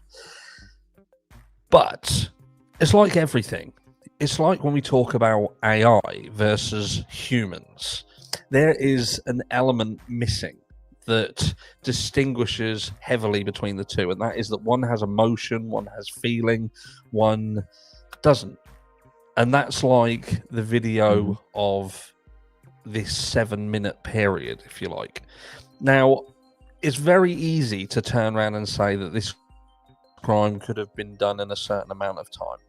And I have no issues with accepting that in certain circumstances, yes, I 100% agree that someone could have entered this house and done this crime in that small window of opportunity. Now, do I feel that in the Idaho 4 case, that is 100% what happened? And one person alone entered this house and done this crime in this kind of time frame? I don't at this stage, because there has not been enough supportive evidence to convince me of such. And there are so many questions in the background that enables me to feel that there is still possibly a curveball out there. You may not be the same, but that's just me. But anyway, let's talk about this 7 minutes and this video in particular, and what is missing and what I feel the problem with this is. Now, you could turn around and say, what would it take for someone to be able to enter into this property and do this crime in this time frame? Because even though we can turn around and look at a screen that's just got a clock ticking over and over and over and feel, oh, that's such a really long period of time. It's like when you're waiting for an egg to boil. That time seems like such a long time. But when you're busy, time flies. Time flies when you're having fun. So the actual concept of time, it's not that simple. It's not that simple. Like I say, if it's boring, it seems like it's a long period of time. If it's fun, it's a quick period of time. But for me, the issue with the Idaho 4 case, and for this to have happened in such a small period of time, is it means that the person who did it was one of two things. And that is that they were either completely familiar with the property, with the layout, with everything that was going on in that home. So they must have done reconnaissance of some description. They knew who was in the house, where they were. They knew what to expect when they entered in the house. Or if they weren't familiar with that house, they had done it before. They were familiar with the killing itself, so that they went into the house with some degree of confidence, so it enabled them to not overly think and be restricted on those thoughts as they went through the process of committing the crime. And again, this is my non-professional opinion. I don't work in law enforcement. I'm not a professional. I have a degree in psychology, but that doesn't help me here whatsoever. But I just think about it like this. So let's just say Brian Kohberger is the person who did it. And he is completely unfamiliar with this property. He's never been in this house before. There is no connection with these students. So he enters into this situation where he leaves his car and he goes up to the property. Does he know the door is locked? Does he know the door's unlocked? Does he consider that he's going to have to break into the house? If so, does he take something with him? Because we know that he's got a K-bar in, or we're led to believe he has a K-bar in his hand, but it's not attached to him. So he must be holding it, or it's perhaps in a pocket. But then if he thinks he's going to have to break into the house, then what does he take something else to break into the house? Does he have a crowbar on him, for instance, so he can leverage the door and break in? Is he afraid that by breaking into the door that he's going to rouse somebody? Or does he know that the people are in bed and they're asleep? But we've just had a delivery. We've just had a delivery of food, the DoorDash. So surely there may be lights on. So does he think that they could be awake? Or again, is it complete darkness? But anyway, so let's just say, for argument's sake, he knows that the door is consistently left unlocked. But then does he know that the rooms inside the house are consistently left unlocked? Because we know that the doors to the bedrooms themselves have locks on them. So what is his intention? Is he intending on kicking the doors in? Or again, does he have a crowbar in one hand and a K-bar in the other and the sheath in the pocket? But anyway, he enters this house and just say it's pitch black. We've heard from the likes of Dave that this was just a house that you went into and there was just door after door after door after door. So how does he know where to go in the house? What makes him go upstairs? What is his thought process? Again, is he familiar with what he's doing? Is this pre-planned? If it's pre-planned, then how is it pre-planned? Does he know who his target is, and does he know where his target is in the house? How is that possible? How is it? How does he know who is where? Or is it purely guess? And if it's purely guess, then why not just go to the doors on the floor that you enter, rather than go up to a top floor, which makes the route back more precarious, as the likelihood is that you rouse people and then block your escape route. Do you see what I mean? It's not quite that simple as to say someone has entered into this house who apparently has never ever been in trouble with the police at all, not connected to any other crimes what we've heard of. We've known that they've looked and they've not found anything. But Brian Kohberger, the law student who apparently drove his own car over to a crime, left a knife sheath with his DNA on it, done weird shit with his phone that again pretty much painted him as the killer, caught on camera driving around the area before like a lost delivery driver. But yet he was able to go into this house with some degree of accuracy and skill. Because my thought process is, and I've said this before, so we're going over old ground here slightly, but it's like I was saying, you go from chaotic to strategic to chaotic. It doesn't make sense. It just doesn't make sense. One or the other. Starts off one way, ends one way, is one way the whole time, is the opposite way the whole time, starts with one, ends with the other, flip-flop around. It doesn't go chaos, strategic chaos. It just doesn't fucking happen. Only doing it because of this latest video that I was asked to look at. the only person I could see that could do this with the skill I believe was needed would have been someone with military skill, military precision of some degree, or more than one person. More than one person who would make this job a quicker and easier job. Because let's not forget as well, not only is it done with this timing, this quickness, but done with some degree of silence, despite the fact that there was altercations, if you believe the likes of Steve Gonsalves, which we have no reason to believe that he lied. I know they've said some pretty odd stuff, and some of the things that is around the Gonsalves family in general. Case in point, the number plates that have recently turned up that must have been ordered close to a year ago, or 8 months ago. Now, I'm not saying that it just seems a little bit odd to me.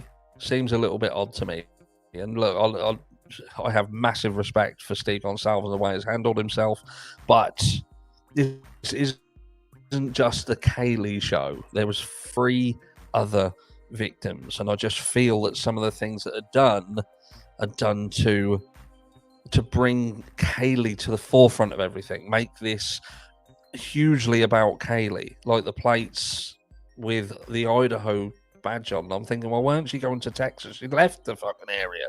She was leaving. Why would she get plates with Sunshine, Idaho, or Potato State, whatever it is? And why would they take this long to arrive if they'd have been ordered months and months and months ago? Unless they were ordered through the UK Royal Mail, and that makes complete sense because that's about their time frame. Anyway, I digress. Point being that this time frame for me to put Brian Koberger into this scenario with the human element, not just a clock ticker, not just like AI, but to put apprehension, to put, adrenaline, to put an altercation that wasn't expected, then to factor in noise that could have roused other people, not to mention any other names. Our surviving room, we know who they are. But do you know what I mean? This is for me, yes, it could be done in this period of time, but could Brian, and what we know about Brian, he done it in that period of time without some form of assistance or knowledge of the property and what he was entering into? Let me know down below. Go and check out the Gray Hughes video and let me know what you think. Because again, that is a room splitter, because the reality is, yes, it could be done. It could be done in this period of time. Could Brian have done it in this period of time? Well, that's the question. Y'all. Let me know down below, and I'll catch you all in the next one. Of course. I mean, when you think about it, let me see here. Now, this is another channel that I wanted to show you guys here real quick. We'll be going for maybe, I don't know, another like an hour and a half or so. There's a couple things I wanted to show you guys. A couple things I haven't got into from last month before we start the new week of shows coming up here soon. Tomorrow, I might end up popping on for a sports show tomorrow over at the lounge. So if you want to come talk sports, come hang out over there.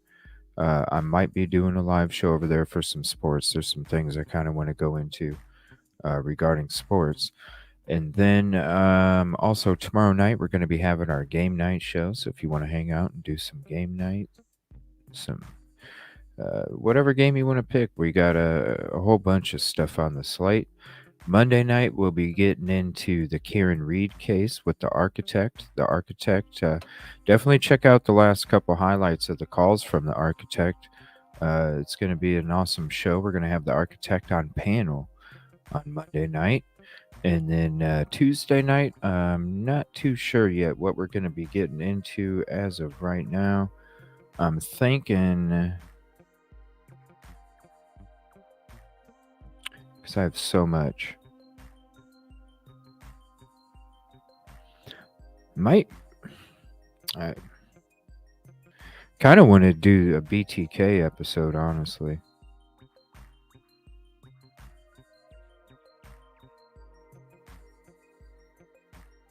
But we'll see. Yeah, I got like a whole list of shows to do. So we'll definitely have something. And then we'll be getting into our body cam deep dive coming up at the end of next week. So this is Beyond the Pale, and this is a yes, BTK. This is a video I want to show you guys.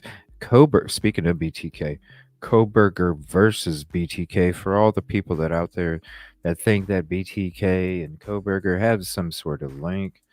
I don't necessarily feel that way. I don't feel that. I don't know. I don't know. I just because he studied under the same professor, you know what I'm saying? Just because a couple details line up, I don't know. We'll see. We'll see. Let me know what you think. This is Beyond the Pale.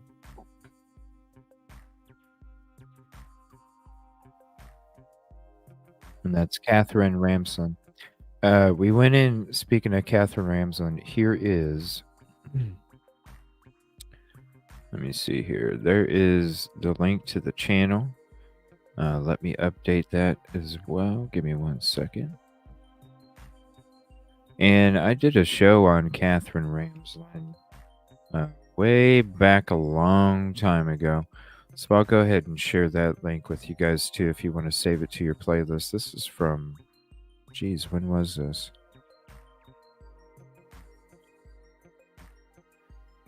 Episode 101. Wow. We're on episode 301 tonight.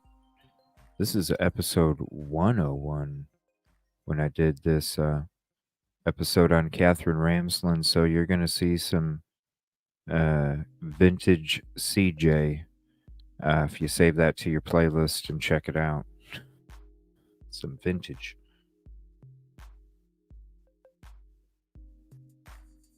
Oh, it's not sharing it. Hold on.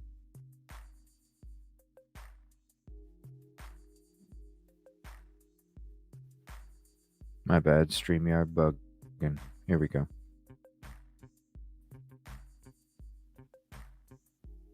Come on. Come on. Whoa, it just like skipped ahead. What the heck? Hello, you have a prepaid call from Dennis Waiter. an That's inmate crazy. at Kansas Department of Corrections. To accept this call, press or say. When you went before Judge Waller, Right, Dana? and he asked you to talk about the details of all the crimes, what were you thinking? What was that like for you? Well, I guess I want to be truthful. I wanted to let people know what happened, and people were aghast that I would go like that. Whoa, it's like I was putting on a show or something. Were you feeling anything when that was happening? I just unloaded. Maybe it was a way of a pressure valve. I Did your guess. sticker go through? Oh, it did. I'm sorry. Give me 1 second. Let me see the super sticker. I did not see it pop up. There it is. Oh, thank you so much. The clapping hands. Thank you, Brandywine. I appreciate that so much. I apologize about that. I did not see that come through on there. Thank you so much. And I got your email. Thank you for that too, Brandywine.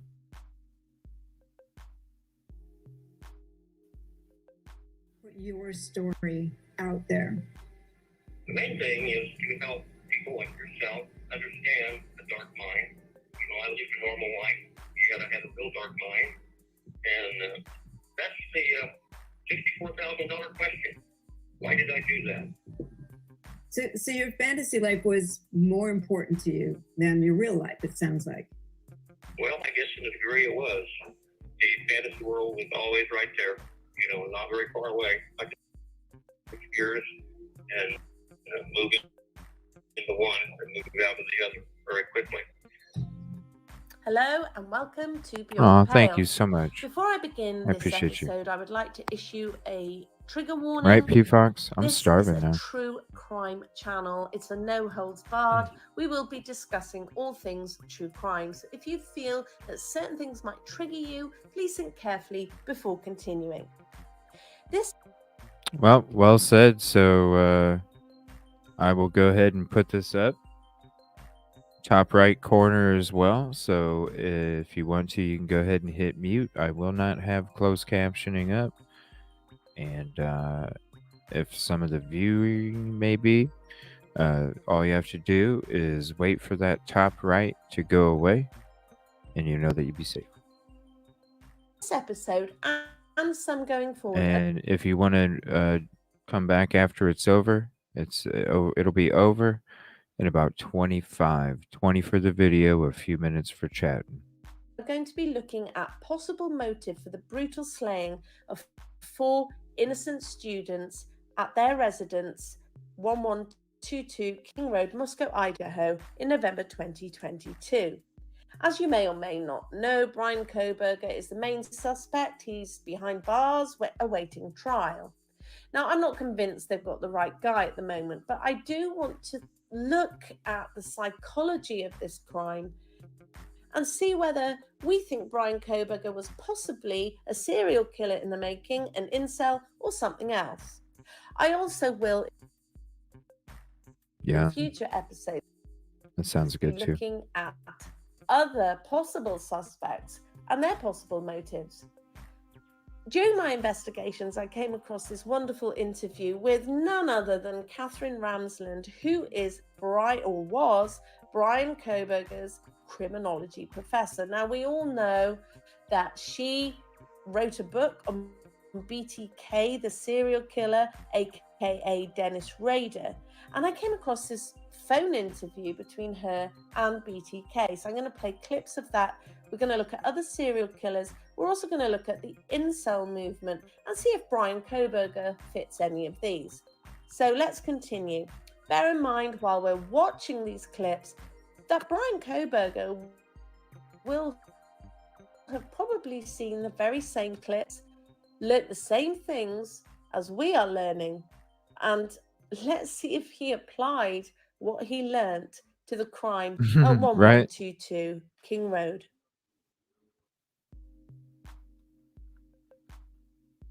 BCK Got is a job serial. at Cessna, which you loved, right? And then you were laid off. What was that like for you? Oh, that was a tremendous blow to me. That was really set me off on going to my first break-in back the day I got laid off. But why would that? Why would getting laid off get you to the point where you want to break in someone's house? I think I was just frustrated with the system. Huh. I had started on the dark side a long time before that, and the volcano was finally starting to erupt. The dark side way long before that?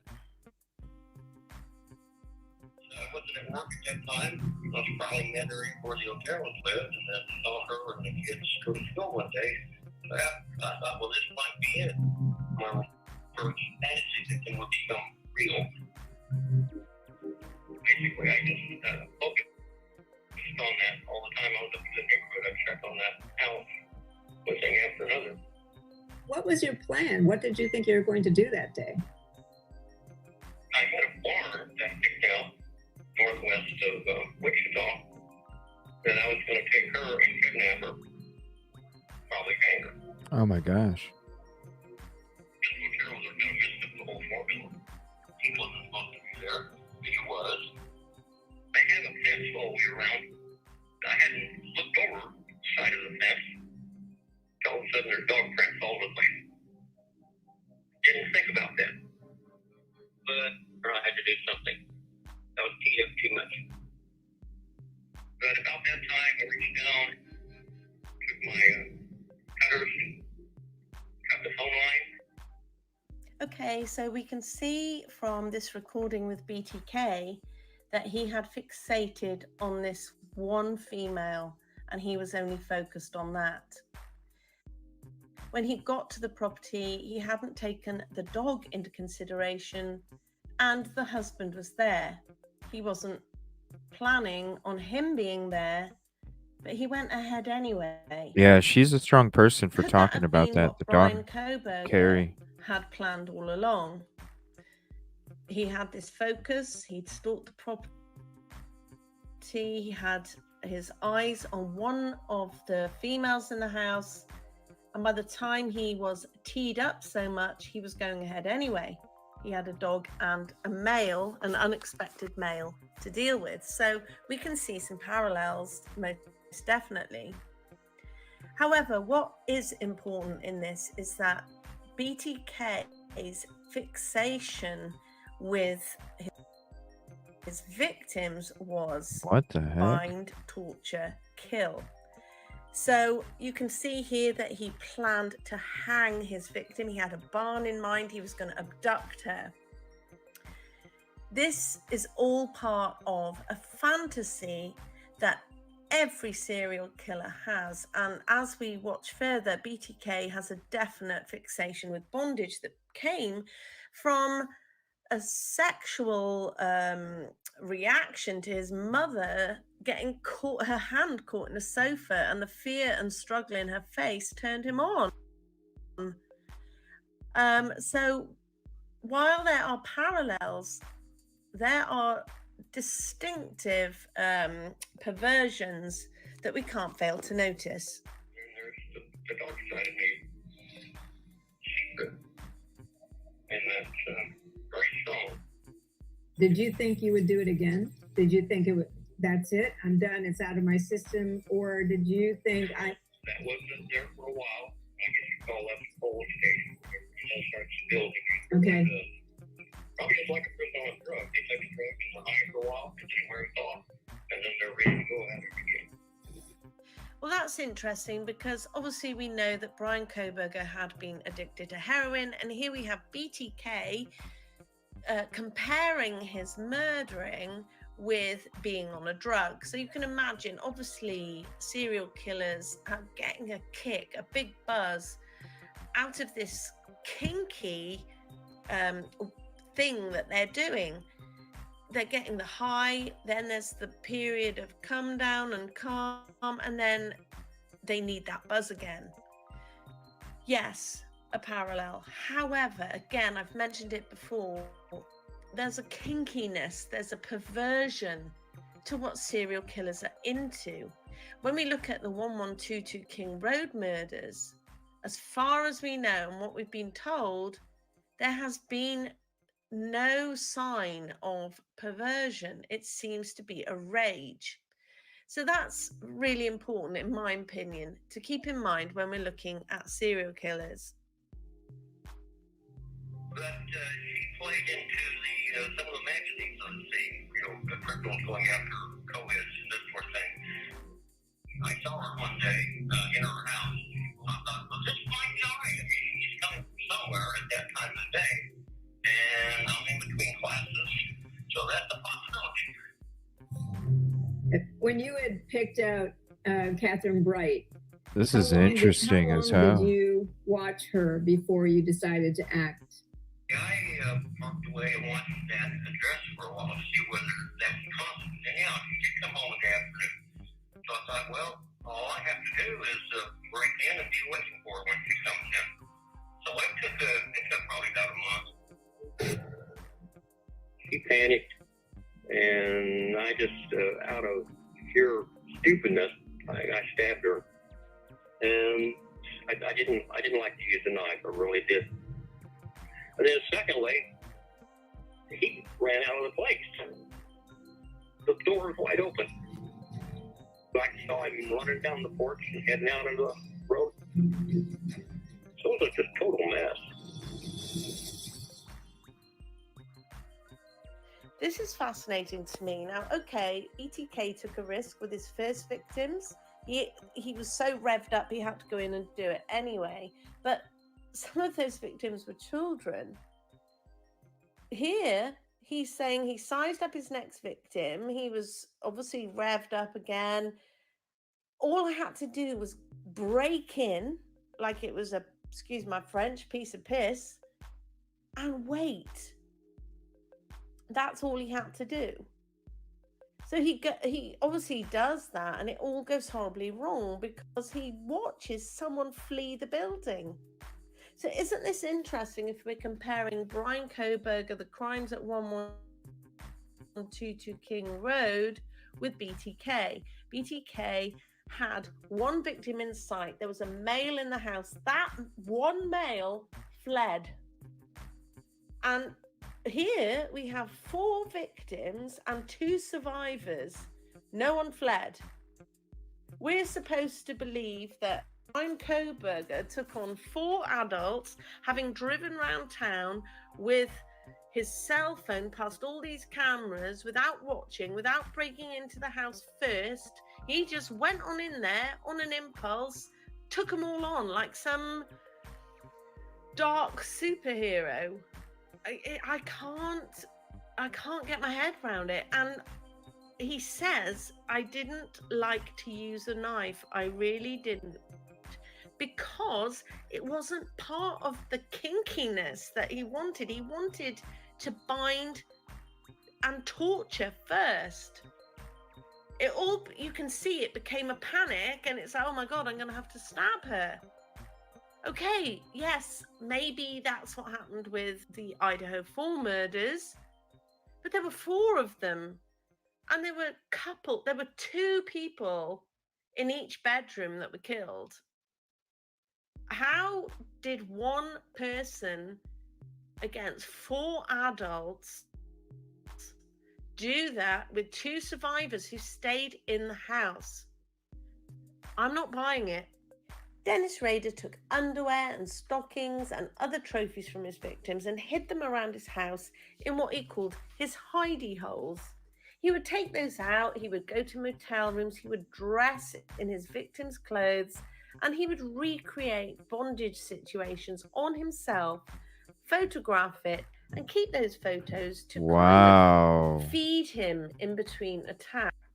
Wow. He even took a dead victim to the church where he was president of the church council, and there he photographed her body in various bondage situations. What He the kept heck? all of the photos. Do we get the sense that the murders at the 1122 King Road residence had that motive attached to it? I don't see it. I don't feel that that was the case. I might be wrong, but there doesn't seem to have been any kind of SA, any kind of, well, according to law enforcement, no bondage, no kidnapping, nothing. It was a frenzied stabbing attack, if we are to believe what law enforcement have told us. And I will say, I take what they've told us with a pinch of salt, because they can't seem to get their story straight. When BTK got caught, he was driving home and his house was surrounded by cop cars, helicopter. And he says he thought, oh my God, what's this? Could it be for me?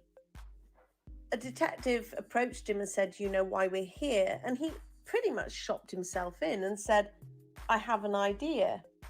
Again, unlike Koberger, who maintains his innocence to this day. He also knew that the game was up because there was DNA. And again, if it's disturbing, wait for that graphic content or wait for about 20 minutes until it's over and then come on back. And he says, you can't fight DNA. He Graphic never content will questioned go it. away in the top right. Now, the fact he didn't question it pretty much made him confess. He knew the game was up. He was more concerned at that point that the police had let him down. He thought they had this rapport, and he was quite shocked that they trapped him and even asked them, why did you lie to me? i.e., I trusted you. He forgot himself. He forgot what was going on. The police said, because we wanted to catch you. Duh. I find that shocking that he just lost himself so much in the game that he forgot actually that they really were trying to catch him. But what he does say is that Vicky Wegeler had DNA under her fingernail because they fought. She fought him. And I find that fascinating that we know that 2 of the victims at the King Road residence fought back. According to Steve Gonsalves, there was a hell of a fight on the 2nd floor, and Kaylee fought back. They had defensive wounds. Was there nothing under their fingernails? I'm thinking there wasn't. Isn't that unusual? We've got the tiniest speck of DNA on a knife sheath that is causing all sorts of problems. Yet 2 victims who fought back, there's no DNA. Or is there? Because there are 3 unidentified male DNAs that we have only learned about from the defense. If it wasn't for the defense, we would never know about these DNAs. And they have not been investigated. We know that I think at least one of the DNAs was near one of the deceased. Now, we don't know, was this DNA under a fingernail? Was it near a body, or was it just in the bedroom? But the fact that the police have not even looked into these DNAs is purely shocking to me, and more shocking as we look at stories like BTK. In these sort of, situations and scenarios, shouldn't every avenue be investigated? I want to go back to Vicky Wegeler because 48 Hours has put out an episode in the last couple of days explaining her story. And again, her husband was the main suspect, and wrongly so. The police homed in on him, and he was just living a nightmare for years until it turned out that BTK had murdered his wife. I feel like 48 Hours are putting out some really interesting episodes at the moment. They're not making any comment officially, but their choice of episode release is fascinating because to me, they are saying, you know what, maybe the police haven't got this right, because look at all these other cases where they've got it wrong. So I'm going to put the link below about the Vicky Wegeler story, one of BTK's victims, and also look at my community tab because Good night, wow, Justy. there is an Appreciate you episode hanging there out tonight. you really Thank you have for the got to kind watch. words. It's not related to the Idaho 4, but it is so relevant. I'm going to be looking at other serial killers to see if we can sort of get a closer match. Yes, there are parallels with BTK. That goes without saying, in that he took some risks. He did get himself into a frenzy where he had to go ahead and couldn't back out. But he had that perversion. He was a pervert. He was rancid. These were sexual attacks, even though there was no RAPE. He was obsessed with bondage and torturing and fear. I just feel that this attack on these 4 students was anger. So I'm going to look at other serial killers, see if we can find some more comparisons. I'm going to look at whether we think Brian Kohberger was an incel. I will say that incels seem to me to be more of a terrorist group, but we'll go into that in greater detail. In the meantime, check out Tommy Jude, Once Upon a Crime Time. He does a great video on Kohberger versus Bundy, and I will see you tomorrow with episode 2. Oh, wow. Take Shout care, out, and Tommy thank Jude. you for watching. That's neat. Shout out, Tommy Jude. Beyond the Pale with the content there. Appreciate it. And give me 1 second. I'm going to be working on my setup tomorrow. So if I don't do a sports show, it's because I'm still working on the setup. But my plan is to have my whole setup done tomorrow. The rest of the desk put together, the background done. I'm going to first try it with the one background. We'll see what happens because I'm going to see if I can actually get the green screen. I don't know if the processing is going to allow it to work or not. but I'm definitely going to try, because with this new setup that I'm going to have done tomorrow, fingers crossed, I'm hoping everything will work out just fine. But I'm definitely going to be looking in. Wait. Yeah, it looks like it's bugging out again.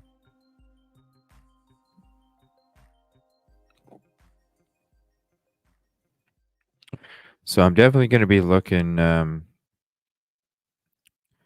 for the PC route, just to see what else we can find. So let me go ahead and remove that. I'm going to... We'll go ahead and check out... I'm going to save that... I'm going to save that Neeks video. I'm going to check it out here in the background first, and then maybe we'll go through it at that point. So I'm going to go ahead and end the evening. Well, let me see 1 second. Let me just make sure I covered everything here. 1 second. Shout out Tommy Jude. We'll be covering Karen Reed on Monday. Oh yeah, this was something from the Illuminati. 1 second. Because there was a video before.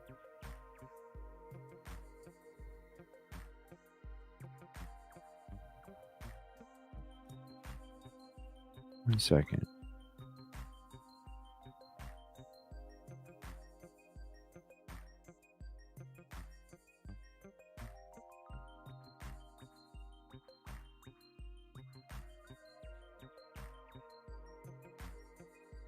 I know some of y'all listen to this as a podcast.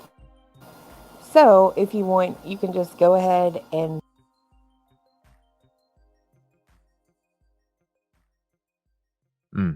Something's wrong with the audio with that. So let me see.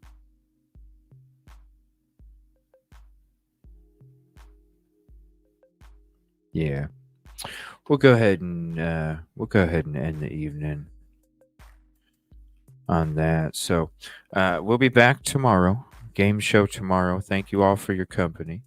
Let me get to the messages real quick. Thank you all for hanging out.